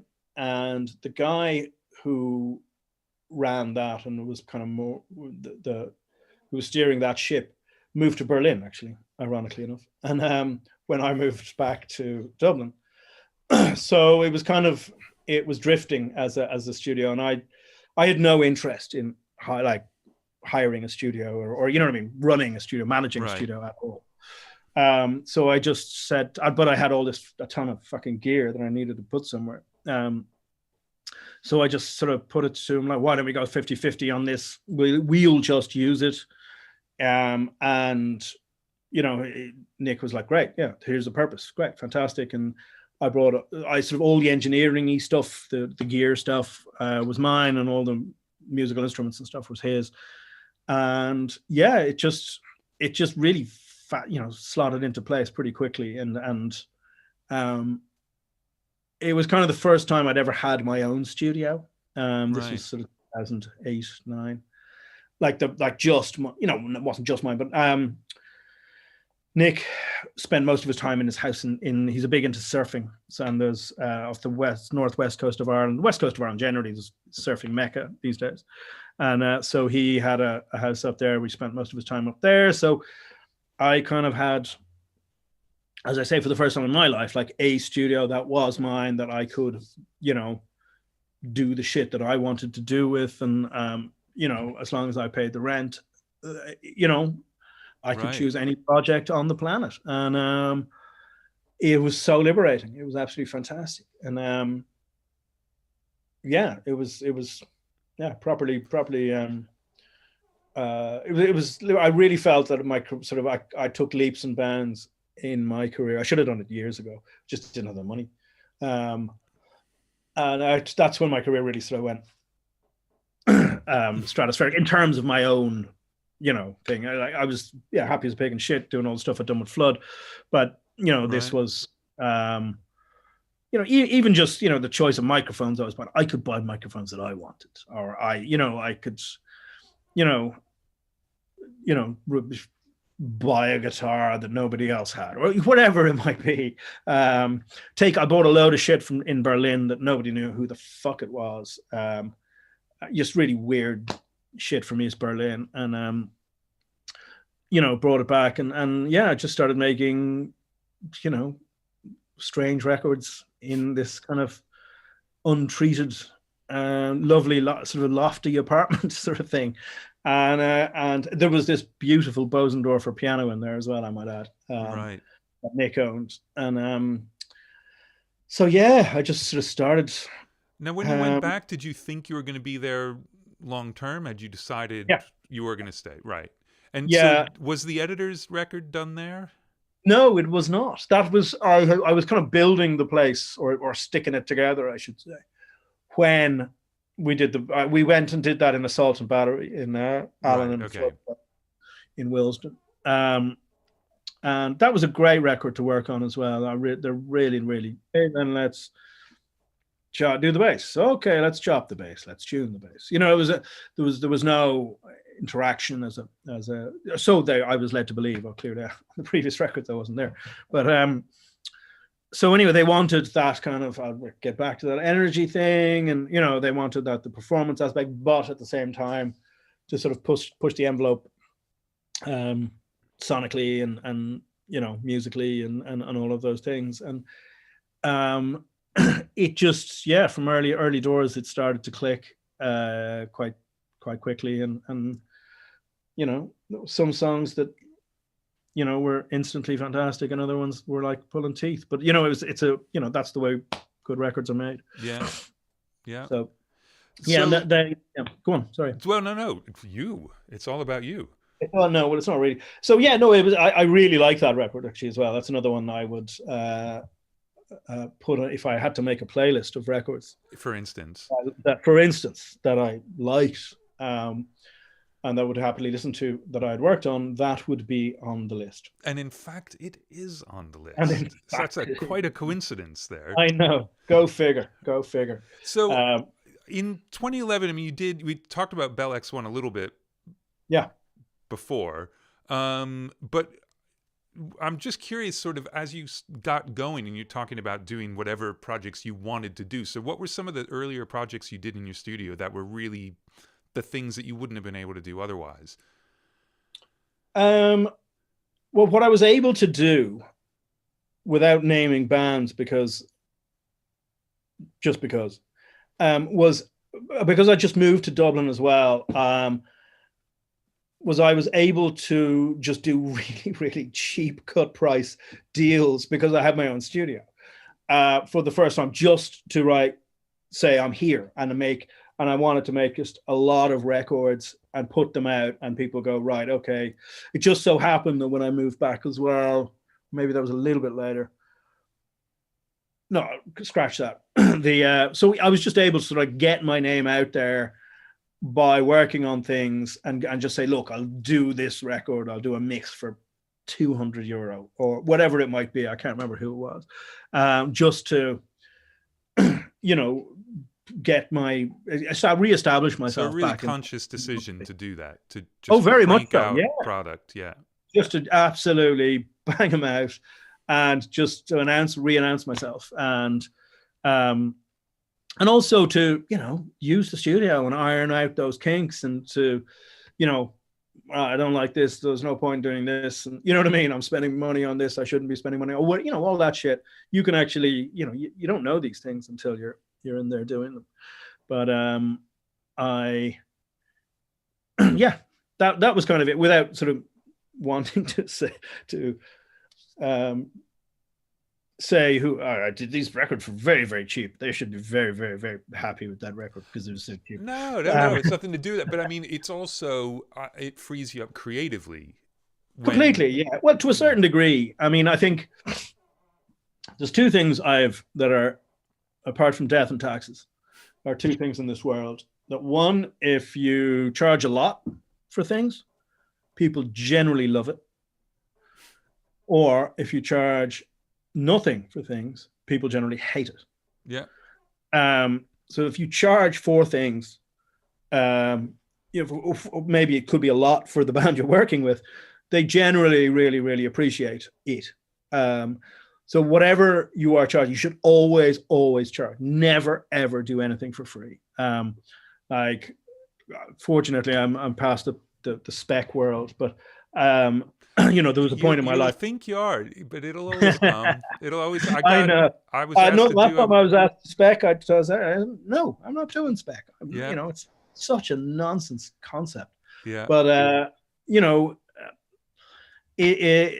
whenever you do something on spec, nobody values it, and you dilute your brand and your currency by doing it, and people then think less of you. That label or that management company think, oh right, well he worked for spec and he was shit, and so you fuck him. You know, as opposed to if you get them just to pay, could be fucking £100, whatever it is, anything, just fucking pay, and then that gives them a right to give you a hard time, which is good. Yeah. And you know, you have to respect them because they're paying you. So it establishes the relationship in a far more clear and useful, helpful way. And so yeah, either charge tons or charge a little bit, but don't charge nothing at all. I agree wholeheartedly. Yeah. Yeah. So anyway, yeah, there you go. But there so was, the Bell X1, I mean, that record was not a, you know, €100 record, I'm assuming. No, not at all. For them, they I think that was, that we did that in a studio called Grouse Lodge. I don't know if it's still going anymore, but I believe it is. Yeah, it was. It was as of last year, anyway.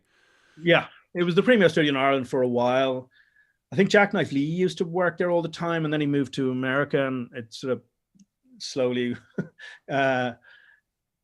you know, the maintenance of the place. I think they had a Neve VR, which are notoriously like a pain in the ass to maintain. So anyway, we did it there, and it was actually the recession or the financial crisis, whatever you want to call it, at the time in America and in England. People don't realize how hard it hit Ireland. It was fucking hardcore. Like I moved all my money to a Danish bank because I didn't know if like that money would exist anymore. Like property prices dropped 50%, 50%. Wow. In the space of a year or two, whatever it was. It was like so hardcore. So anyway, this was the dark depths of this particular recession. And so we just went to that studio and said, look, we were going to go and hire a big house and stick a Pro Tools rig in it and, you know, spend 3 months making a record. You know, what can you do for us? And so we did it in this posh studio for about, they gave us a month for what we should have got. Like, I can't remember what we paid them, but literally in days of yore, we would have got maybe 3 days or 4 days or something.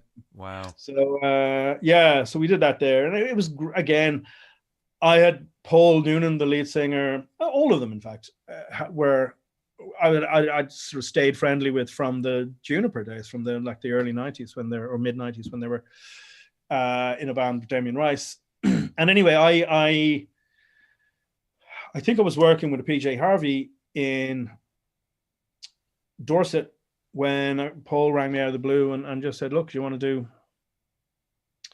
do produce our next album, whatever? And I'd wanted to for ages, to be honest with you. And so, absolutely, I bit his hand off. And it was a lovely, lovely record to make. It was one of those kind of, there's Grouse Lodge is great fun at the time. They have a bar on site, like a pub on site, where you pull your own pints and there's an honesty, you just write down who drank what. And so, it's a discipline working there in itself, right. To having like a pub on site stocked with whatever, with fantastic Guinness was all I gave a shit about. And so you'd have to, as I say, you have to be disciplined with it. But I was just working with friends, and again, I set up a lot of the studio so they could do it live. There's a sort of couple of YouTube videos that came out of that session. That kind of show you the setup if anybody's interested. And yeah, it was great fun, Right. and did it. Yeah, it was like working with friends, and there's not a lot wrong with that. Well, you offhandedly mentioned I was recording with PJ Harvey. Oh yeah. But that was Let England Shake. Yes? Yes, yeah. That was the one we did in a church. Yeah. Yeah. So you got to talk about that record for a minute, because fantastic. I mean, To Bring You My Love and that 1A something of her catalog for me, like it's fantastic. Yeah. It was, again, it was. Every record I do is great fun. It's really good fun, and everyone's really nice, and everyone's lovely. But that was a really good fun record, and everyone was really lovely. It was technically an incredibly tough record to make. I mean, I don't want to get too much into the tech side of the world, but Polly hates studios. Again, she really hates recording studios, and just the kind of the artificial kind of nature of them. She doesn't enjoy at all. So anyway, she was living where she's from in Dorset, and there was a church which was kind of like, wasn't a disused church, because they still had like services there of some description, but it was turned into a cultural center as well when they're not doing it. So they'd put on art exhibitions and literary festivals, whatever. It was a cultural hub. Bingo nights. Yeah, exactly. You name it. So Polly decided that she wanted to do her record there.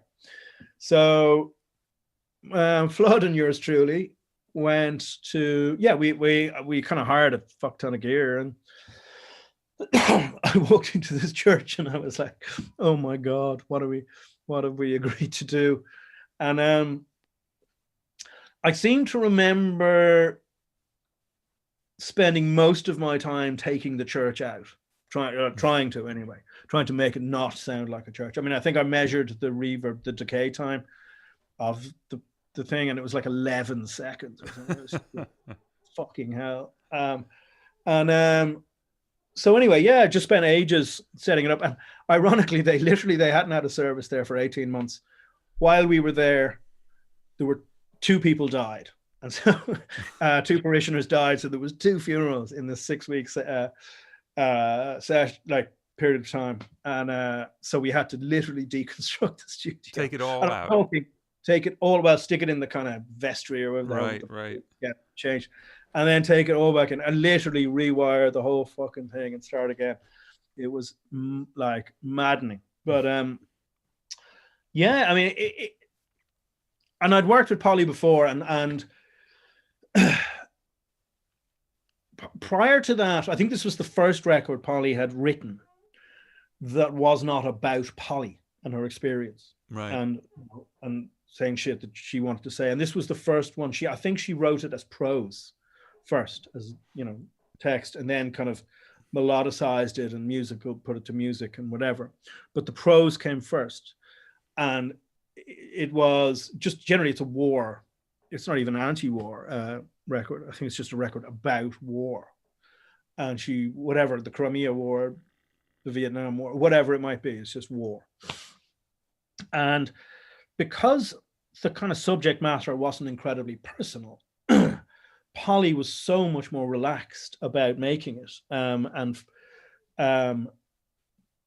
not that, working with her prior to that was difficult, but it wasn't, she was a really specific, intense too, right? Really intense. It comes across in the records that she's made prior to that.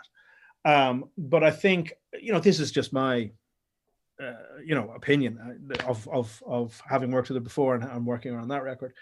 There was a freedom she had that I'd never seen before, that I thought really informed a lot of that spontaneity, that energy, that, it's not an intense record. It's a free record, I think, sonically and emotionally. Even when she's talking about, limbs and, severed limbs and trees and stuff. Right, there's always that in the back of it. There's the thank God it's not mine. You're singing. Yeah, exactly. Glad. Yeah. So even though that's the subject matter, there's a lightness to, and I think that's a huge part of that sort of contradiction, that paradox that makes the record so special. Like every song, when you're starting the backing tracks, Flood had heard of the demos and allowed me to sort of hear them prior to doing the record, and I was just like, every song was like, Jesus Christ, this is really, really mad as fuck, but really properly brilliant. It's funny. I hate to use the phrase national treasure, but I mean, she is a national treasure. She's astonishing and doesn't get that kind of,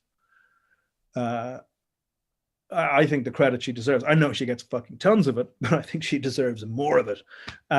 She's absolutely amazing. Just, I'm spellbound working with her sometimes. And yeah, it's a complete privilege. And yeah, just, working on that one. And then, having not just Flood, but John Parrish and Mick Harvey, I love Nick Cave, and, having come from that, with Mick Harvey coming from that world and to work with him as well. I worked with him for the first time, and, it was just fucking great. Count me fucking in. Right. It was like, when I Flood asked me, did I want to do it? I was like, yeah, get me, where do I sign?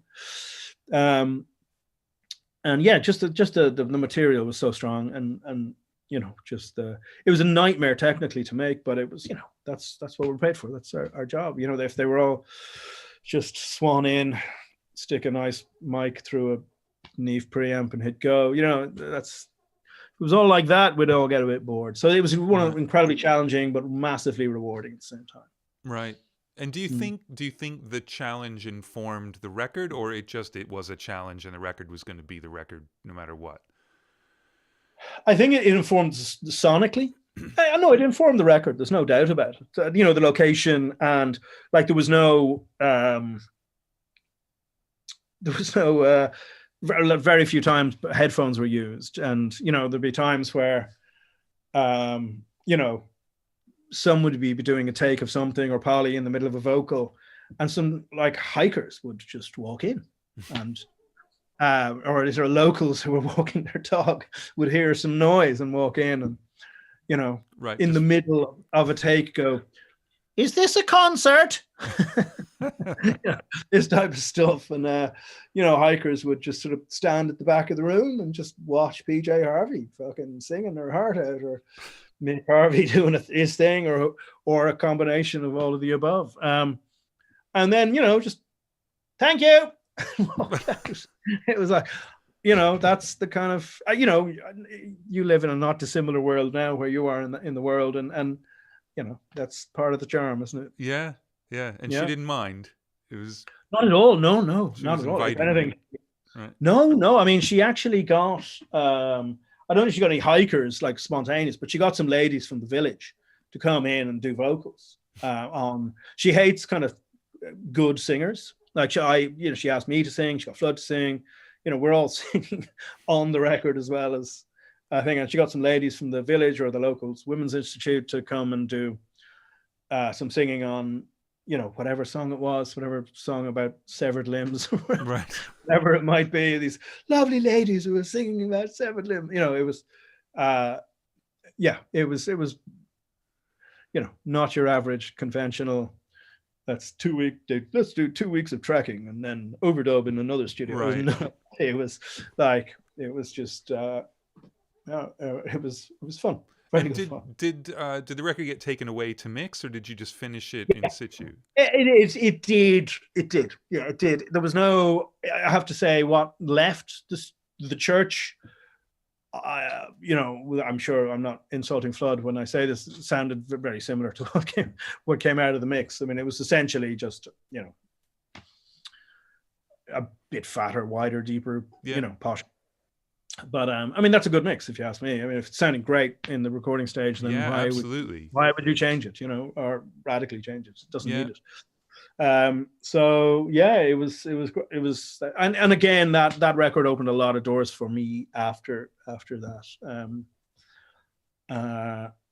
so it was like totally positive experience. Although it was very Brexit country prior to Brexit. Right. Lots of like, where are you from? And are you a Muslim? This type of thing. There's lots of people unsure as to.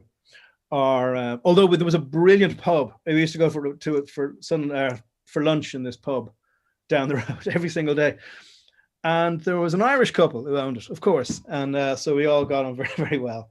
Donald and Jackie, I believe they've gone their separate ways now, but they were they were a very nice couple, and we would they were chuffed to bits that there was an Irishman coming to their pub every day and having a pint of bitter and a ploughman's lunch. God, that sounds good. Just leaving the house would be amazing, but a pub lunch would be even better right now. Stellar. Oh, God, now I'm sad. Okay, so look, at the same time as all this, there's also the Glasvegas record is right in the middle of all this. Yeah, that was another one. To be honest with you, the timeline here, I don't know if it's going back and forward or whatever. Well, I mean, and I'm only going by release dates and things, so who knows? Yeah. I think that took a long time. There was me saying everything was great and I love my life and everything like that. That was a tough record to make.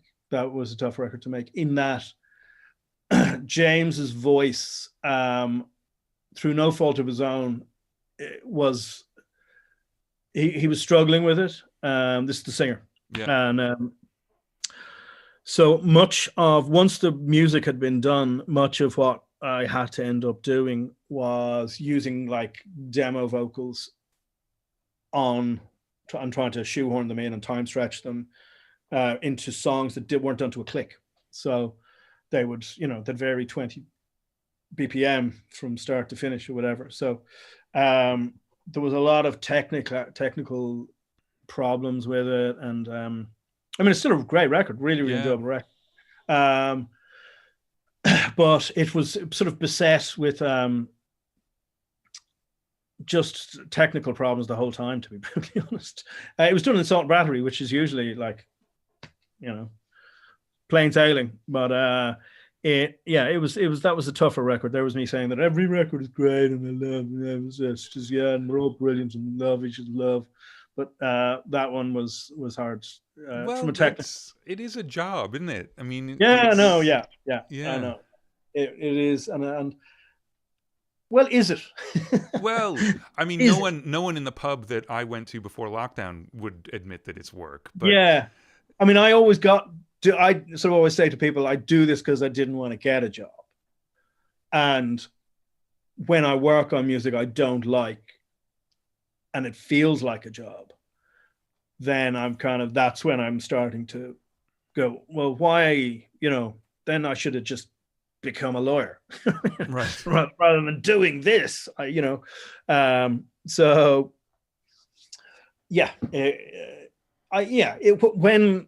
while it is our job and we get paid for it, if it's going well, it doesn't feel like it. Right. Yeah. Yes.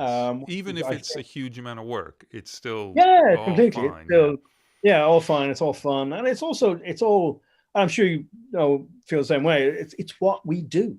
It's the thing that we do that happens to be the source of our income also.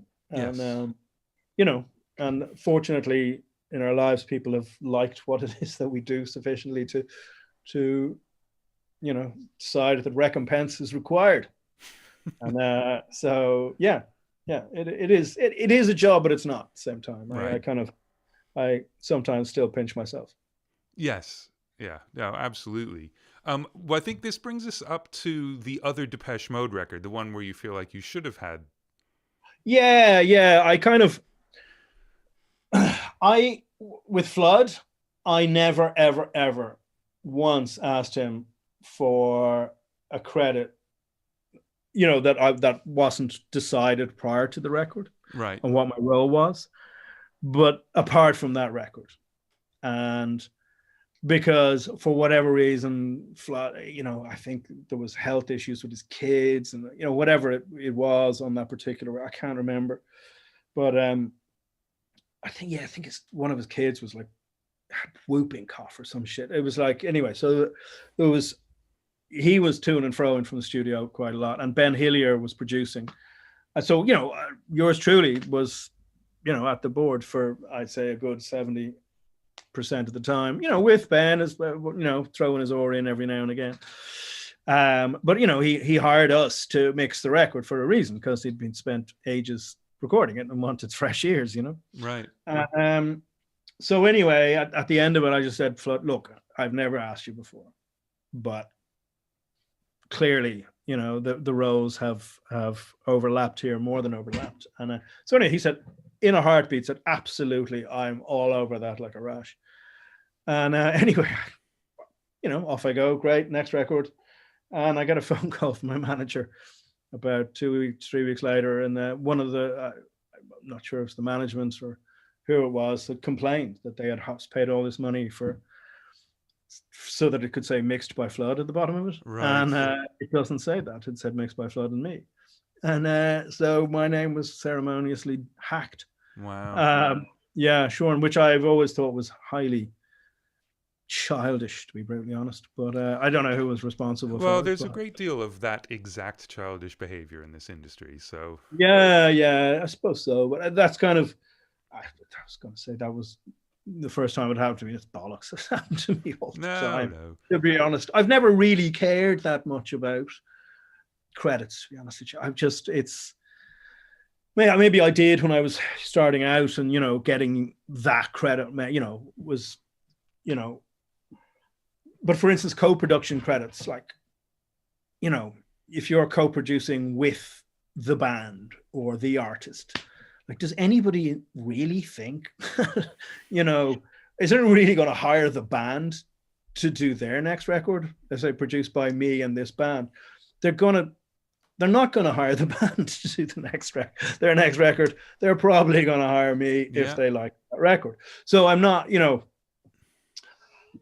there's also a reason I think the likes of you and I are on this side of the glass, is that I think most people who are in a band, there's an element of adulation. Well, it was for me when I was in a band, that I was not 100% comfortable with. I wasn't, that wasn't, maybe I was when I was a teenager or whatever, but it wore off pretty quickly. And so there's a reason,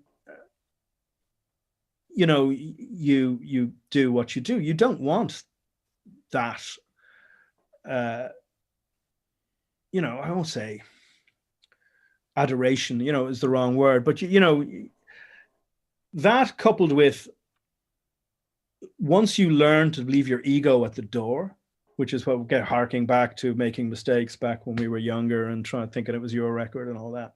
One of the greatest lessons any producer will ever learn is it's not about them. It doesn't say your name on the front of it. So couple that with, we've chosen not to be the artist and to be center stage and all that. The credit, schmed it. You know what I mean? Like, I'm in the room. I know what I'm doing. The band I'm working with know what I'm doing. It is what it is. And I've never, I've never sort of had any negative impact of not pushing for a better credit or whatever it is. But also I wouldn't,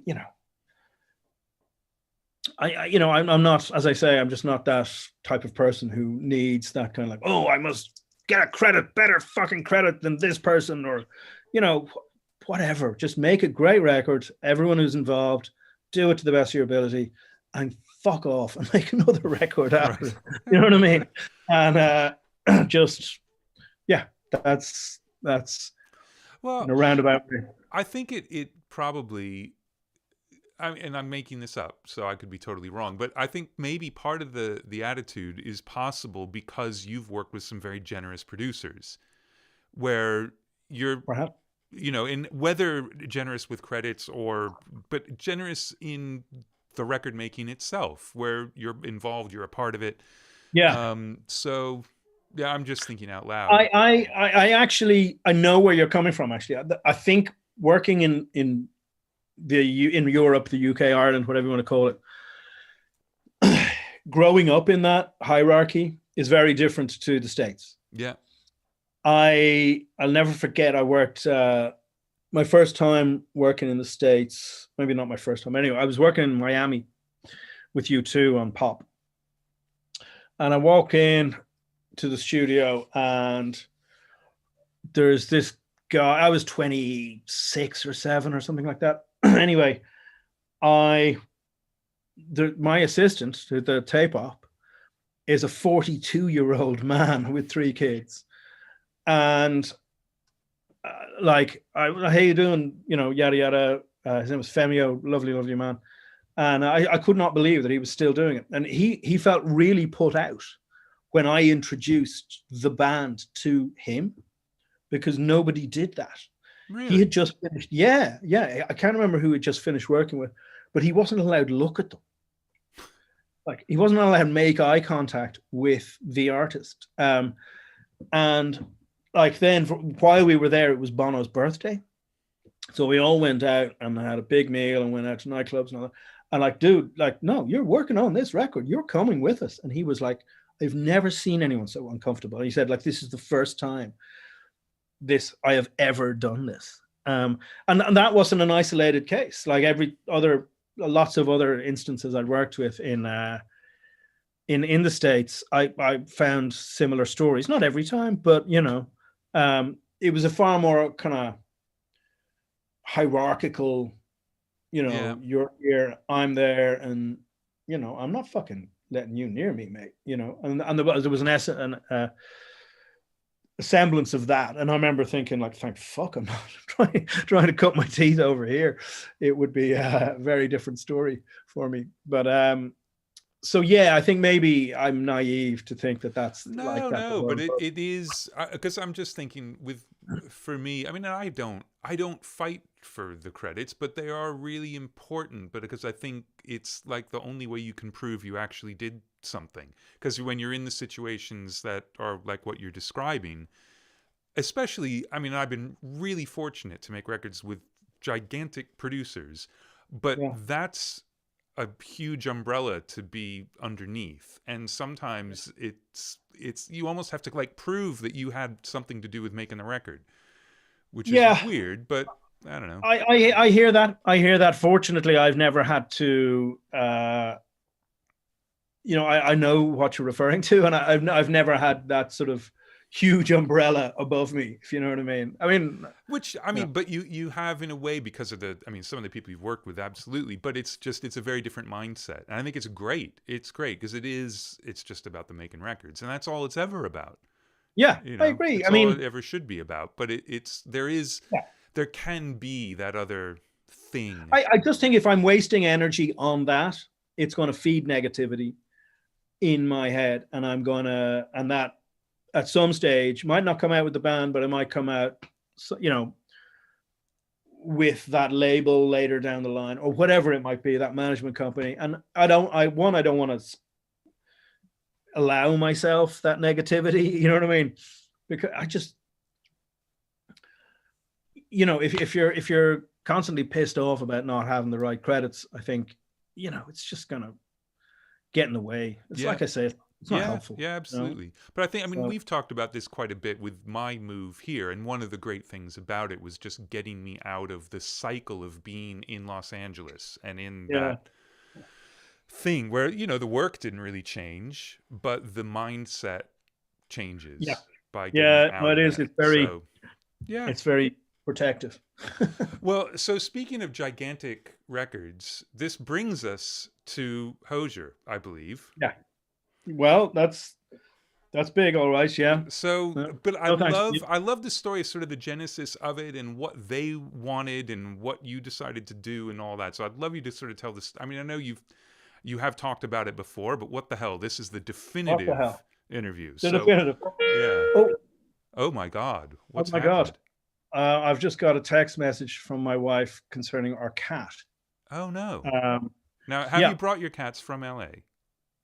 Yes. Okay. Yeah. One of them was allowed travel. The other one was too unwell to travel, unfortunately. Oh, that's a shame. Remain in LA. But so yes, we brought the cats back. and then something is going on with the cat, which I will address as soon as we're done. Okay. If you have to deal with something, then, you know. The cats aren't really my department. My wife would be the Uber cat meister. Okay. All right. So, yes, I mean, Hozier, his name was Andrew Hozier Byrne when I met him. Yes. And still is, as far as I know. Still is, yeah. I got the record company got in touch, and he had done, well, I subsequently found out that he had worked with various producers and who were very much in the pop world.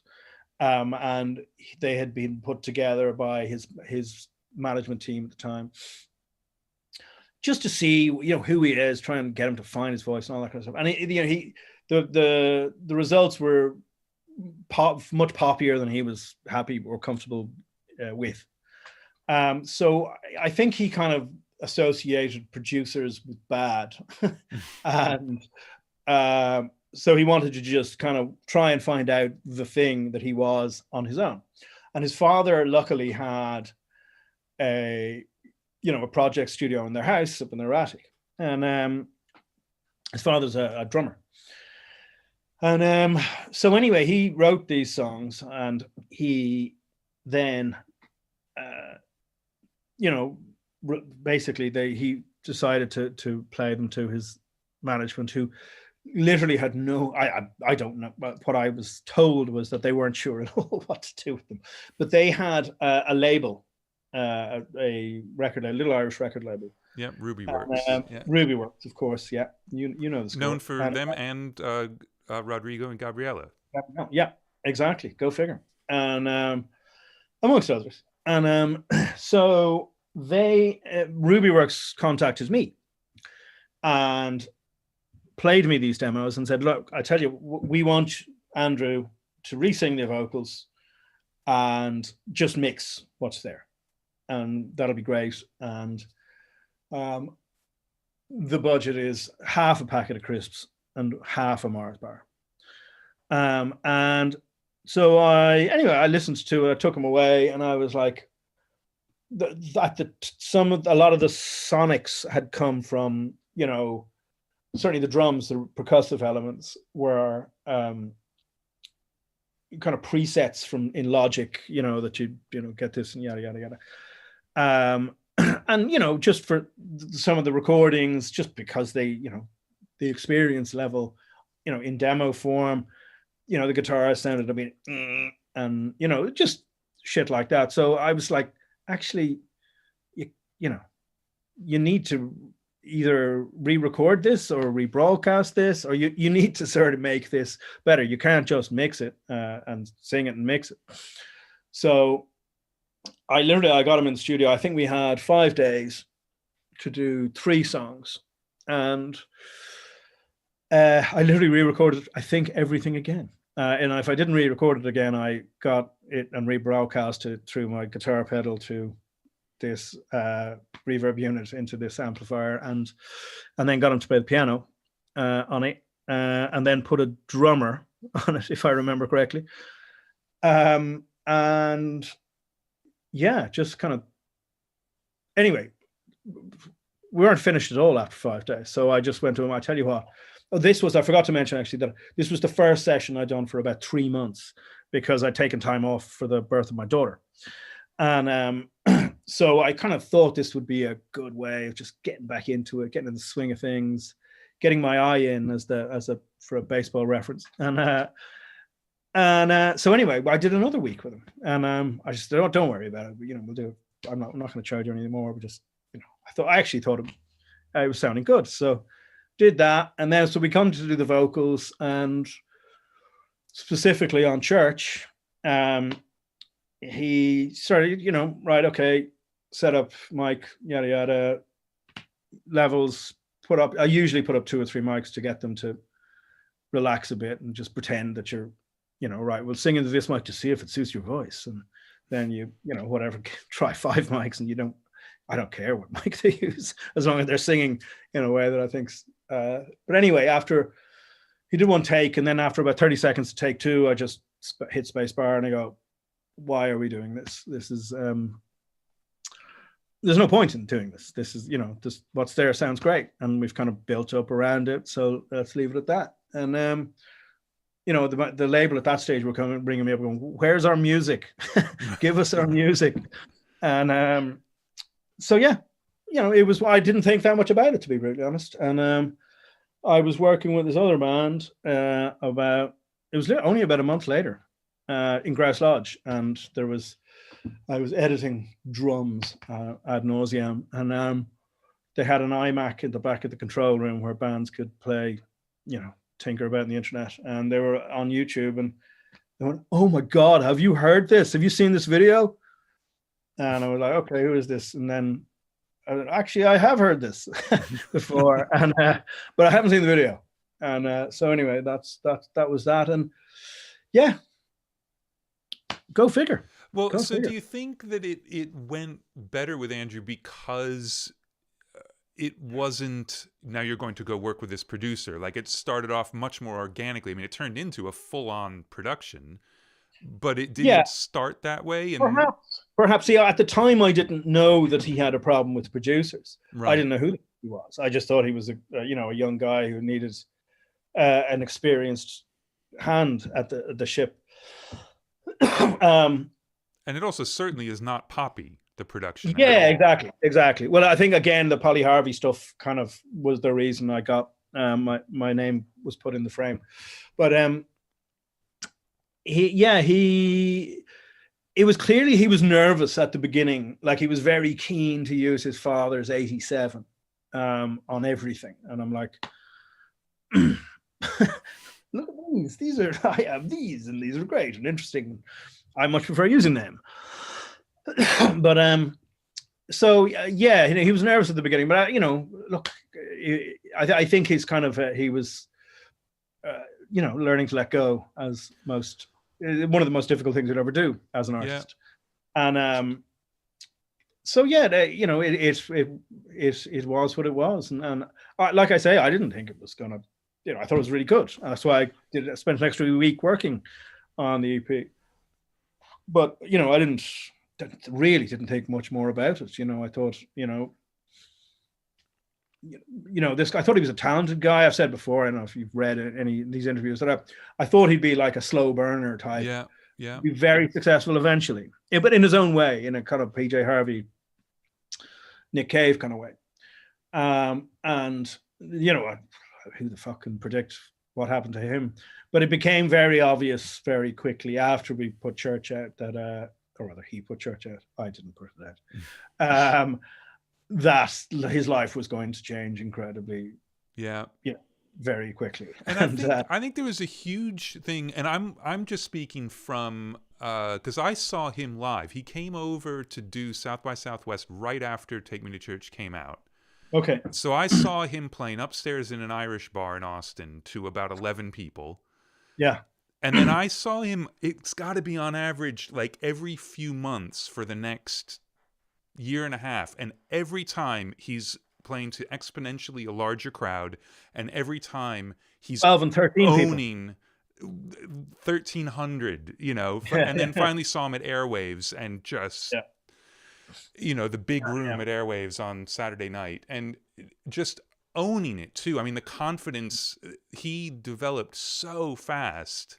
Yeah. And I think the sort of discovering, like, he knew who he was. I'm not pretending like he was some naive baby, but owning the fact, I mean, like his guitar playing, he's such a great guitar player, but at first it was very understated. He wasn't but he's incredible. Well, it's funny because I did exactly the same thing. Having worked with him, I sort of saw him incrementally. And I think initially he had some people in his band that he clearly didn't have 100% confidence in. And they had been, with him and friends of his coming through at college and all that kind of stuff. And I saw a massive difference when he kind of settled on his lineup. Mm-hmm. And you could see he wasn't like turning around. He was thinking about his job and not thinking about exactly other people's jobs. And once he made that leap in his head, Um, I think his drummer had a huge amount to do with the Rory Doyle when he came on board. He's an older than them. He's actually a little bit unwell. Big up to Rory. Hope you're getting well. Right. Hey, Rory. And he started. He didn't steer the ship. It was still Andrew's ship, but he was the rudder. You know what I mean? And because he was older, he kind of no, we'll do this now. And you know, he's I think once Alex, the bass player, and Rory as well gelled, it just the backbone was there for Andrew to do what he needed to do, you know. And he had the time to do it. It was like the more the band got great, the more he just exploded, because he wasn't. Exactly. They were like renting time in his head or something. Exactly. He was in the moment rather than in somebody else's. Well, so you did the EP, and then you did a second EP, right? Yeah. Second batch. Yeah, we did it for From Eden. Yeah, From Eden EP, and that was actually, we did that in a completely different studio. I think the budget went from €500 to €1,000. Good God. Overnight. And we did that in a studio called Cauldron, which unfortunately I think is packed its bags. And yeah, we did, I think, Work Song there as well, and another great track called Arsonist's Lullaby, which never made the album actually, I was always disappointed by. I thought it was a wonderful track, and it has actually got tons of syncs, which would lead me to believe that maybe it should have been on the album. But my God, criticism! How dare you? But anyway, so we did the second EP then, and I think we tweaked, or maybe that was later when we tweaked another song on the first EP. But you could tell he was growing as an artist, and he, you know, I think he trusted me more then at that point as well, and because of the success of Church. And you know, remember, you know, he was worried about this and worried about that, and you know, if you've been around the block a few times, actually, you know, I think if we do this, that, and you know, tighten this up, and you know, we should be good to go. But again, a lot of these songs were songs that he had tried to do with other people who were kind of, you know, just like, as I discussed earlier, sort of poppier than he was comfortable with. Yeah. And you know, he felt that I might be, you know, coming slightly from that world, but you know, as I say, I've been around. This ain't my first rodeo, and so I was able to, I don't know, just put him at ease, just sonically. You know, he was just hearing shit coming out of the speaker. Well, actually, that sounds fucking great. I can now perform in the same way as when he was comfortable with the band. You know, I'm now comfortable with this guy. This sounds rock and come out of speakers. I can give it socks. And I was always big into try and get him to perform with whoever we had, usually the drummer, whoever the drummer was, and just to, you know, to get him to put his energy into it. You know, the backing tracks, get that, his energy, his guitar playing into it, as well as the, you know, clearly then he'd be doing the vocals later, but to, you know, to try and get some level of that performance in there, to try and even sort of the slower songs, to get intensity into it, and to get friction and darkness, and, you know, just get that edge into it. And I mean, it all went swimmingly well, and it was lovely, and everyone loved each other. And it was then when we actually came to do the album then, so the rest of the album, we did a ton of, I mean, we had 6 songs on those 2 EPs, or I think 7 made the album, and I think we did another 10 songs after that. And then you had people flying in from New York and people flying in from London.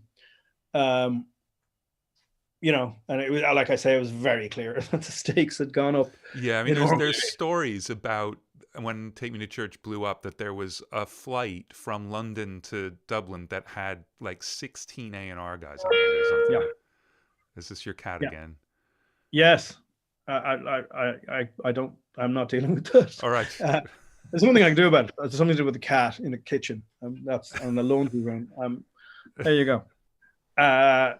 So anyway, yes, I think, but Justin Ishak, the fellow who signed him to Columbia, he was on the earlier flight, Right. by all accounts, and had I think it was this Pepper Canister Church gig that he did in Dublin, and had literally 3/4 of the audience were A&R men, and but Justin was the right guy for him. I have to say, he's done a brilliant job, and him and his marketing team have, to get a song like that to do what it did was, I'm not.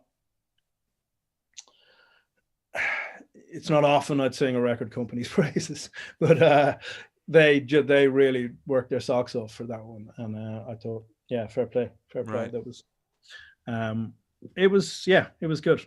It was good. Now, let me ask you something. So the EP comes out. This song is not going viral. It is exploding, like worldwide, huge, gigantic hit. Do another EP, go back in, do the record. You got labels all over the place. How bummed out were you when they wanted someone else to mix the record? And I'm serious though. I'm curious, because I think that's the kind of situation where you'd feel like, oh man, and then all of a sudden like, oh really? So I literally zero bummed out. No, let me rewind slightly. Other people had done mixes prior to Your Good Self.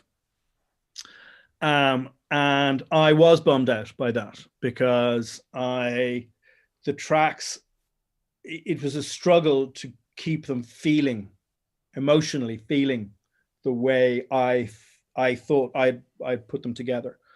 Because if there's one thing I think about Andrew and his unique selling point is he's just, the music is unbelievably emotional. Yeah. But not in an over earnest kind of way, and that kind of please believe me kind of way. It's a real honest, emotional music, which takes a lot of boxes in my book.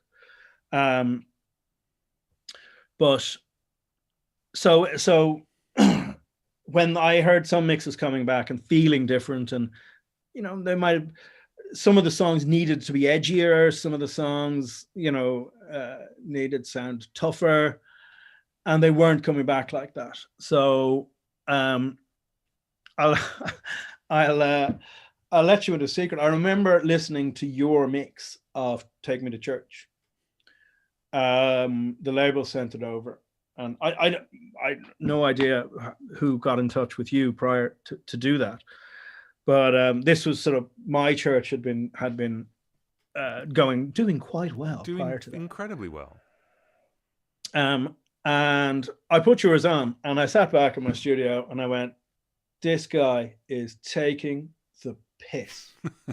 This is fucking identical. Like, what on earth? They literally, did he just EQ my mix or what the fuck? So then anyway, I listened to your mix, then I put on my mix and I went, oh my God, this sounds so much worse than your mix. But I thought your mix felt identical to my mix, which is the greatest compliment I could ever get on something. Well, like good, but it sounded much better. So once I'd heard that, I just dug my heels in and I went, for the rest of the record, I went, you are mixing the rest of the record. So to me, getting you on board meant the record was going to be a better record. So I wasn't bummed in the slightest. I went, this is another cog in the machine of making a great record. Oh, another little freeze. I'm sure fully on board all the time. I've lots and lots of records that I've produced. Other people, am I there? Yeah. I got yeah. I don't give a fuck who mixes them, me or somebody else. If it's a better, whatever the right thing to do is to make that record better, right, I'm golden. And your mixes were, like I say, I think there was one track that came back feeling different, and I talked to you about it, and you got it, and you came back and it felt the same but sonically better. And that's what you want from a mixer is, I think a lot of mixers just view it as sonic purity and shininess and whatever it might be, whereas to me the point of making music is to convey, to connect with the singer, to connect emotionally with the music. I mean, the reason this art form started was that people needed to invent melody to remember stories, and they would tell each other stories through song around the campfire, and that's why we're here today talking about this. So it's, if you diminish the story through sticking sonics in the way or anything like that, then you're missing the point. And I think Hozier is a big, certainly pop music, you can do what you want to it. It's a sonic exercise a lot of the time, but Hozier is not. Hozier is he's an emotional beast, and you need to let the audience completely connect with that. And I felt your mixes did that, and sounded better than what my mixes did. So to say I was bummed out is zero. I wasn't bummed out in the slightest. I was all over it. Like, in fact, I insisted that you mix the record, and I was gobsmacked that they didn't want to use your mix for church. I'd say you were pretty gobsmacked too.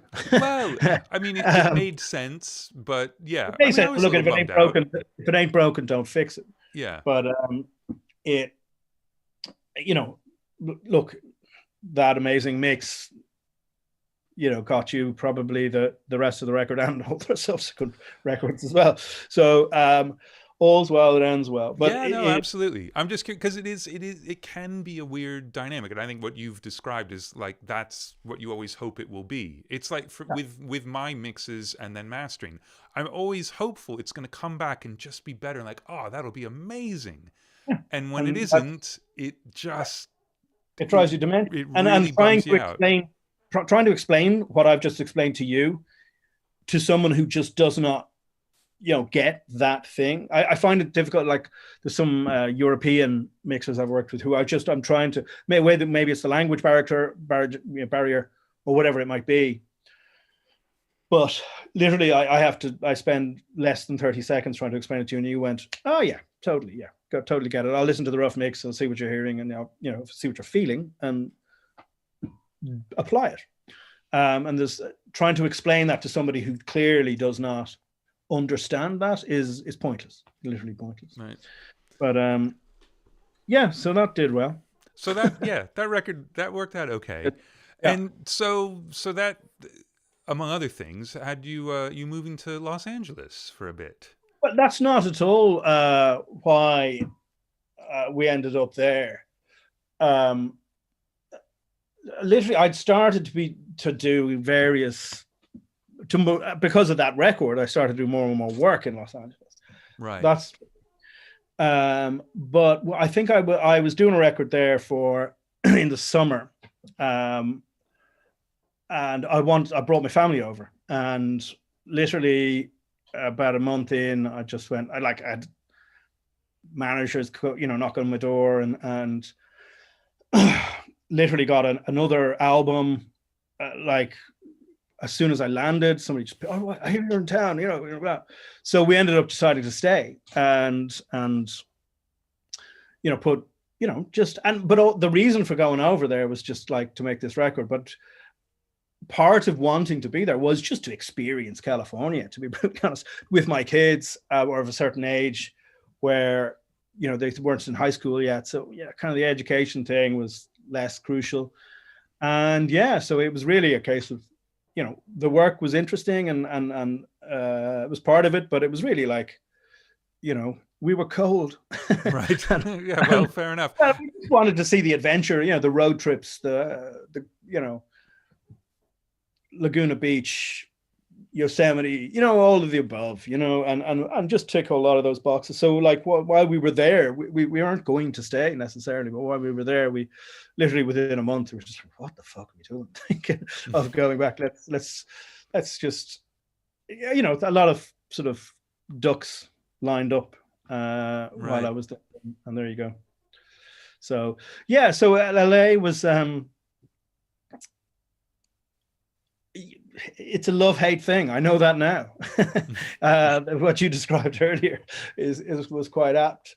One thing I wasn't expecting was the type of music, and in America, and specifically in Los Angeles, is just pretty much one type of music. It's pop music, usually sung by a female singer-songwriter and with a team of other writers behind them. And I wasn't prepared for the lack of rock and roll and the lack of bands at all. Now, don't get me wrong, they are there, but it's so niche. It's crazy. Like compared to the UK, which, you know, still has one foot in the pop world, but there's a huge foot in the rock and roll world too, you know, the indie rock, whatever you want to call it. And both kind of coexist peacefully right. in the UK's jungle. Whereas in the States, it's just like, it's, you know, it's just this one thing kept on coming at me. And I suppose I was naive to think that there was other, you know, there was a rock and roll scene there that I could tap into. Maybe there is, and I just didn't tap into. Well, yeah, I mean, there's certainly an indie scene, but it is odd. It's almost like, you know, Silver Lake and Eagle Rock aren't in LA. Mm. Yeah, and also, you know, trying to sustain. No, I'm great here. Thanks, man. Trying to sustain a family in a house, living on a Eagle Rock indie budget. You know, it's not feasible. So what are some kind of highlight records from the LA era? I mean, I loved a record I did with a band called St. Lucia, which is, that's actually the one I got kind of straight off the bat once I landed. I really connected with Jean and Patty, his wife. They're very, and it was really poppy, like ironically, a very pop record, but it was played, songs are written. It was like an 80s pop record, like a Hall & Oates record. Oh, you know, when it was like that kind of, it's not like, you know, put through the grinder pop.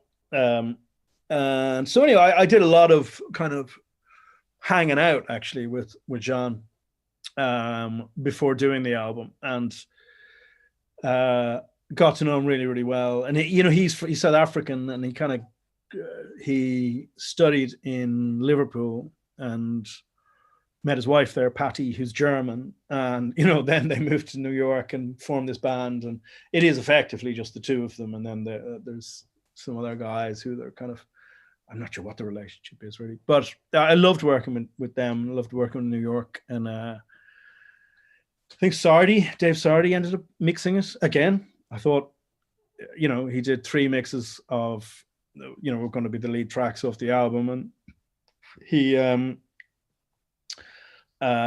know, he was doing a better job than me. So I was absolutely all over him mixing the record. And give a fuck. Like, you know, as if it makes a better record, then it's a better record. I'm fine with that. You know, sometimes if you've spent 3-4 months making a record, you know, you're just too close. You know what I mean? And you're just too, you can't see the wood for trees. You think that sounds great. This sound here, that sounds great. Whereas somebody just coming into it goes, oh yeah, that sounds great, but it could be so much greater if we did this. And like, you know, you've lived with it for 4 months. You're never going to think of that, you know? Right. But so yeah, I loved working with him. Great studio in Brooklyn called Mission. Have you ever worked at Mission? No. It's like privately owned. It's like a really lovely old Neve board, sort of. What is it? It's full of 1081s, I think. Whatever. I never know the name of these. The bloody things. the bigger ones. Yes, exactly. Yeah. And just a great room, and like all the money that is spent is not spent on cappuccino machines and potted plants. It's spent on microphones and fixing things that, you know, that sound great. And so yeah, I had to do a tour of a lot of New York studios and Brooklyn studios, and I hate those corporate studios. They're kind of like shiny. We've got a brand new desk and it sounds great, and we got this person to calibrate it, and then we got this person in the room to, you know, acoustically treat it, and then that's not my vibe at all. But yeah, so St. Lucia, great fun. How they're not really popular, I don't know. They're completely in the wrong place, if you ask me. They should be in Europe. Right. They make really European music, and they would go nuts, ironically, in Germany, which is where half of them are from.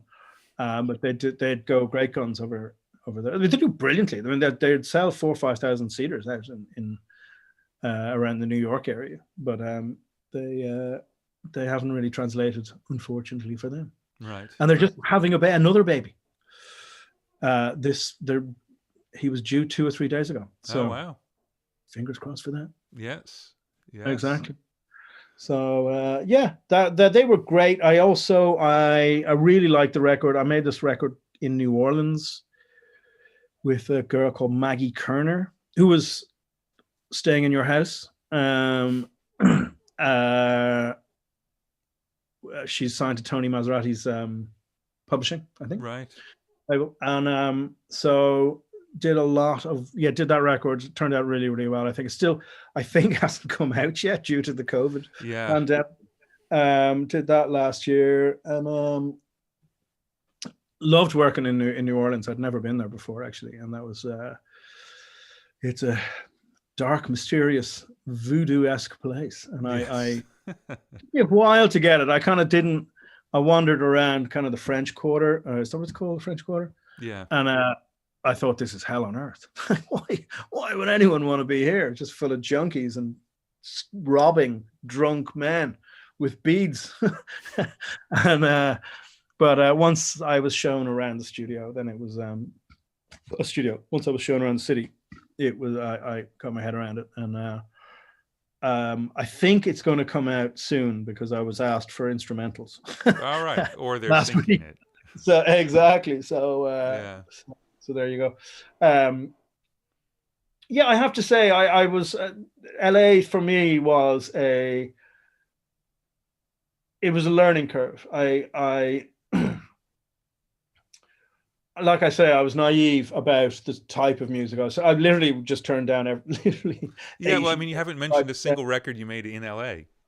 Yeah, that's true. That's true. I actually, well, I just made a lot of them in my studio. You know, I had a garage studio, as most people do in LA. So I did do records in LA.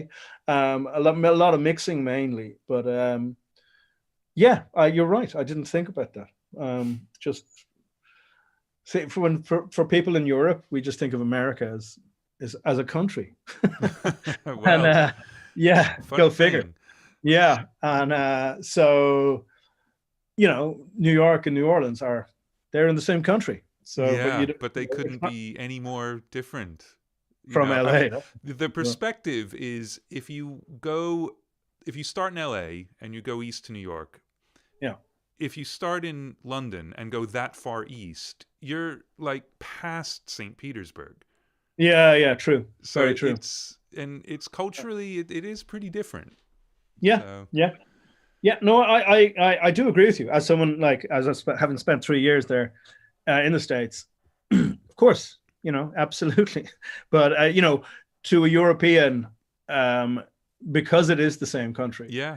And also, you know, part of the sort of the narrative of the US is that, you know, it's culturally it's monocultural, isn't it? You know, that's what, you know, how they're portrayed in Europe, right?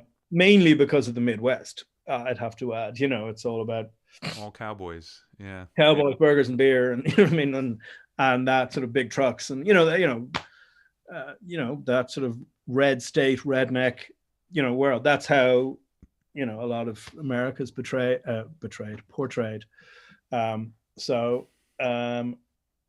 Yeah, so that we kind of view in Europe, we have this kind of distorted view of what America is, and of course, it's like it's a fucking continent. Of course, there's going to be cultural differences on one side of the continent from the other. But you know, try telling that to an Irishman. Yeah. Yeah, no differences there at all. Very homogenous. Nothing ever really happened. Certainly nobody fought ever about anything. No, never. Well, I mean, just even in Ireland, the cultural differences 100 miles are absolutely. Well, that is one thing I think that Europe is very different in Europe, is that the cultural difference every 100 miles is like, for instance, the difference between a Manchester accent and a Liverpool accent is and they're 30 fucking miles away. Yeah, And yeah, you know what I but mean? it stayed. I Yeah, mean, you would I know. think that would have gotten completely washed out by now, and Yeah, not at homogenous. all. It's still massively different. Yeah, yeah. There are Well, plenty of then people you, here who, like, you know, moved to the next village and didn't like it, so they came back, kind of thing. You know. yeah.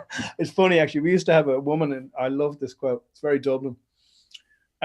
We were going away. It was whatever summer it was. We were leaving the cat in this cattery, so she'd take care of the cat because we were that particular summer. We were going away quite a lot, and so it was around August. I said to her, she said, "Geez, well, you go away quite a lot, don't you?" And so yeah, you know, just taking a holiday, you know, with the kids when they're this young. I said, "Are you going away yourself? Are you going on holiday yourself this summer?" She goes, "What, me?" I went, "Yeah." She, me, like, go away. I went, yeah, you know, go away on holiday. She goes, "Sure, why would I go away? I'd only have to come back." So, like, yeah, that's about as Dublin as Dublin gets. But anyway, so yeah, Europe has got this kind of cultural, like, you know, if you're in Brussels, the difference between Brussels and Antwerp or Ghent, you know, enormous, and they're only like, you know, they're 50 miles away from each other. Or, you know, you go to the other side from Brussels, you got into Holland, or go to Germany, or, you know, Denmark. I mean, these are all massively culturally different places, and yet they're just literally stone's throw from each other. Right. Which America, there's huge cultural differences. You know, there's not that you don't get the same cultural difference from, say, I don't know, Massachusetts to New Hampshire, or maybe you do, and I'm being naive, but you know, or from, say, Kansas to Missouri. You know, that all seemed the same to me, but I could be wrong. Yeah, I'm sure the locals would argue. I mean, it is odd though, because there are things like from Los Angeles to Orange County is a gigantic difference. Yeah, I hear that. Well, that's just political, really, yeah, isn't it? but I mean, so there is some hyper local stuff. But I think, like, the big difference in Europe, especially, is different languages. You know, you're forced to encapsulate. Yeah. In that way. Oh, of course, but yeah. You know, but we digress. We do digress, thankfully. Yeah. Well, I mean, look, there's. I think basically you should tell us what you've been up to recently that you're really into, because you've been. I mean, you got the Coronas, Revivalists, obviously the second Hozier record, Columbia Mills. There's some stuff. So Columbia anything Mills, in particular you want to?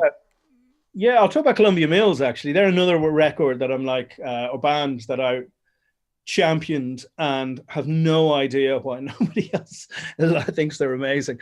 They are a band from Dublin who were literally just contacted me from, you know, I think it was 2016, 15. And anyway, they're really into electronics. They wanted to make a really electronic record, and they would go and play their songs at raves, and, you know, basically every song would be 12 minutes long and have 4 on the floor kick drums and whatever. And so I went and I listened to their demos, and I went, okay, yeah, they're, you know, 12-minute songs with 4 on the floor kick drums that take forever to get going. So, you know, have you got anything else? And they went, well, you got all these kind of country songs, but you don't want to hear them. I'm like, yes, I do. So they just sort of played me a lot of these, you know, the country songs. They were like, well, what do you know, do you not see where you could go with this, you know? And sort of they made sort of low, like, so we made, anyway, I insisted they marry the electronics and the country thing, and I love them. So they'd be a band I'd be I would champion and ask any listeners that to try and check them out. Who else was I doing sort of prior to that? I some of that revivalist stuff I did. I really liked that sort of the Muscle Shoals stuff they did. Yeah. I would think I enjoyed that a lot. You want Dave Shaw is the lead singer, I think is a really talented guy. And he actually helped me. He produced some stuff on the Maggie Kerner record, he's from New Orleans as well. I really enjoyed that. To be honest, this year's been very weird for obvious reasons. I was just about to start a record when,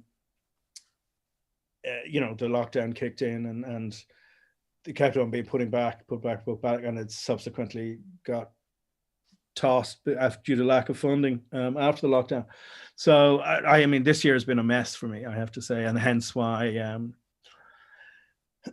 you trying to homeschool kids and go and mix stuff at the same time was highly challenging, to say the least. And then obviously we made the decision halfway. Well, basically we went into lockdown, and myself and my wife started, we for the first time in LA, we started to feel very far from home, and felt like that. Our families were so far away. What the fuck if something happened if both of us had to go to hospital, where the kids do? We didn't have any relatives, any friends to take care of our kids. I mean, you're stuck with like our daughter babysitting. That's no good. So I wasn't going to mention that, but she's so expensive, I had nothing to do with me. I just get a percentage. That's all. I know. She negotiates. Yeah. But so anyway, we were talking about, around June, maybe in the next 18 months or so, we'd move back home.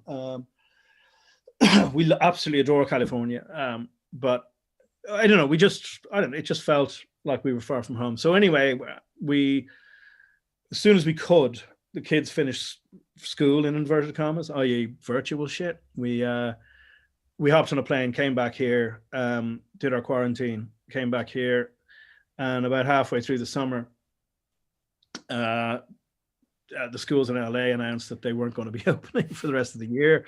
And one of our kids' teachers mentioned that, look, don't hold your breath for next year either. So myself and my wife, I think on the same day they announced that, our flight had been canceled on the way back. And then the next day I had a call with my immigration lawyer saying, you can't fly back here anyway because of Trump's, travel ban from you can't fly from Europe, which has a way lower, infection rate to, America, right, which is a really high infection rate. But so anyway, so I couldn't fly back to the kids couldn't fly back anyway. So we basically, the decision was made for us there and then. So we decided I just left Sim and the kids here. We found somewhere to live, and hopefully my studio and our furniture will get back sometime in the next, 4 to 6 weeks, and now we can continue on with our lives. But I'm basically living in an Airbnb now, hence why I've asked these nice people at Edge Studios to, right in their thing. But so yeah, this year has been a complete mess for me. So I don't even have a studio at the moment. So but it's seeing my kids, I know this is not probably what people have tuned in to listen to, but at school and doing shit with other kids and playing in playgrounds and doing sports and doing all that shit, and while literally in LA they would be on a screen for 8 hours a day. It's a no-brainer. We had to think about that first, and I'll still fly back, go and work in LA, if it needs be. But I think for us at this point in time, not having our kids go to school for 14 months was not an option. Right. Yeah. Well, and selfishly, I'm happy because you're an hour and a half up the road. So, yeah. Well, absolutely. We've got this lockdown shit. When we're allowed on the roads. Yeah. You're in. No. Are we not allowed in the road? Well, no, we're allowed in the roads, but only to get food and shit. Is that it? Yeah, exactly. To be honest, with kids, I just drive them to school, go to the supermarket, and we've so much organizing to do. We're selling our house in LA as well, so we've so many fucking emails to be taken care of and all that kind of shit. I've, the lockdown is not really affecting me greatly. Don't get me wrong, I'm not going out partying with the young people, but I've enough to be getting on with trying to organize a life to start again. Yes. with my life over here. But we've got to hook up once. Absolutely. Well, should we get Mark in here and get a little Q&A, and then you can deal with before we do that, can I just tell everyone that tomorrow is Mr. Scheps' birthday. A big happy birthday. It's true. Well, thank you very much. All these corners of the globe. Hooray, happy birthday. Embarrassment and redness is occurring. Yes, I mean, I've survived another year, which is pretty good going. In 2020. So I'm happy with that. I'll take it. Absolutely. 29. Should we sing to him? Yeah. 29 again. Yeah, Should we sing to him? No, I'm not going to sing to him. You know, it's the last thing you want from me. Oh, good enough for PJ Harvey, but not good enough for me. You're correct. Yes. Okay. He's correct. Yeah, you hit the nail on the head. Perfect. Well done. Excellent. Awesome. Excellent. Well, This has cheers been for that. absolutely amazing. Awesome. So Rob, we have a bunch of people in our chat room over on Crowdcast that have been submitting questions as this has been going on. Okay. And they've been upvoting each other's questions. So we'll start with the most upvoted questions. And Andrew, the chat room is flooding with happy birthdays right now. Oh, well, Yay! nice. Yes. But tell them they're early. Yeah, about an hour and a quarter. Hour and a quarter. Yes, it will be beer o'clock, and it will be my birthday. Yay! Awesome. Shoot. Cool. All right. So our top voted question is from Sebastian. And he says, thanks, Rob, so much for sharing your experience. I want to ask you about working with Gary Numan. How did you deal with his special voice and arrangements? The special voice and arrangements. Like his voice. Mm-hmm. Christ, if I can remember that. I'm trying to put my head back. It was literally, 15 years ago, I think we did that. I can't remember. I'm really sorry, Sebastian. Literally the thing I remember most was the one, the Hammersmith Apollo, and the other was the Muppet song. I should have listened to it before I came on this, but to be honest, I can't remember. Well, I think it's something where people listen to a record and they'll hear something and think like, oh man, that's got to be a thing. But it's just like that just happened and it happened. So probably there was nothing in particular. You set up a mic, he sang. Yeah, that was that. That's why I don't remember any specific difference. One, other than the strings, and two, that he sang probably on a 58 in the control room. That's probably the way we do it. That's yeah. Sorry, Sebastian. I'm terribly embarrassed. I hope I get a question that I remember better the next time. Anyway. Paul in the chat room says maybe Rob can hum "Happy Birthday" Gary Numan style to Andrew.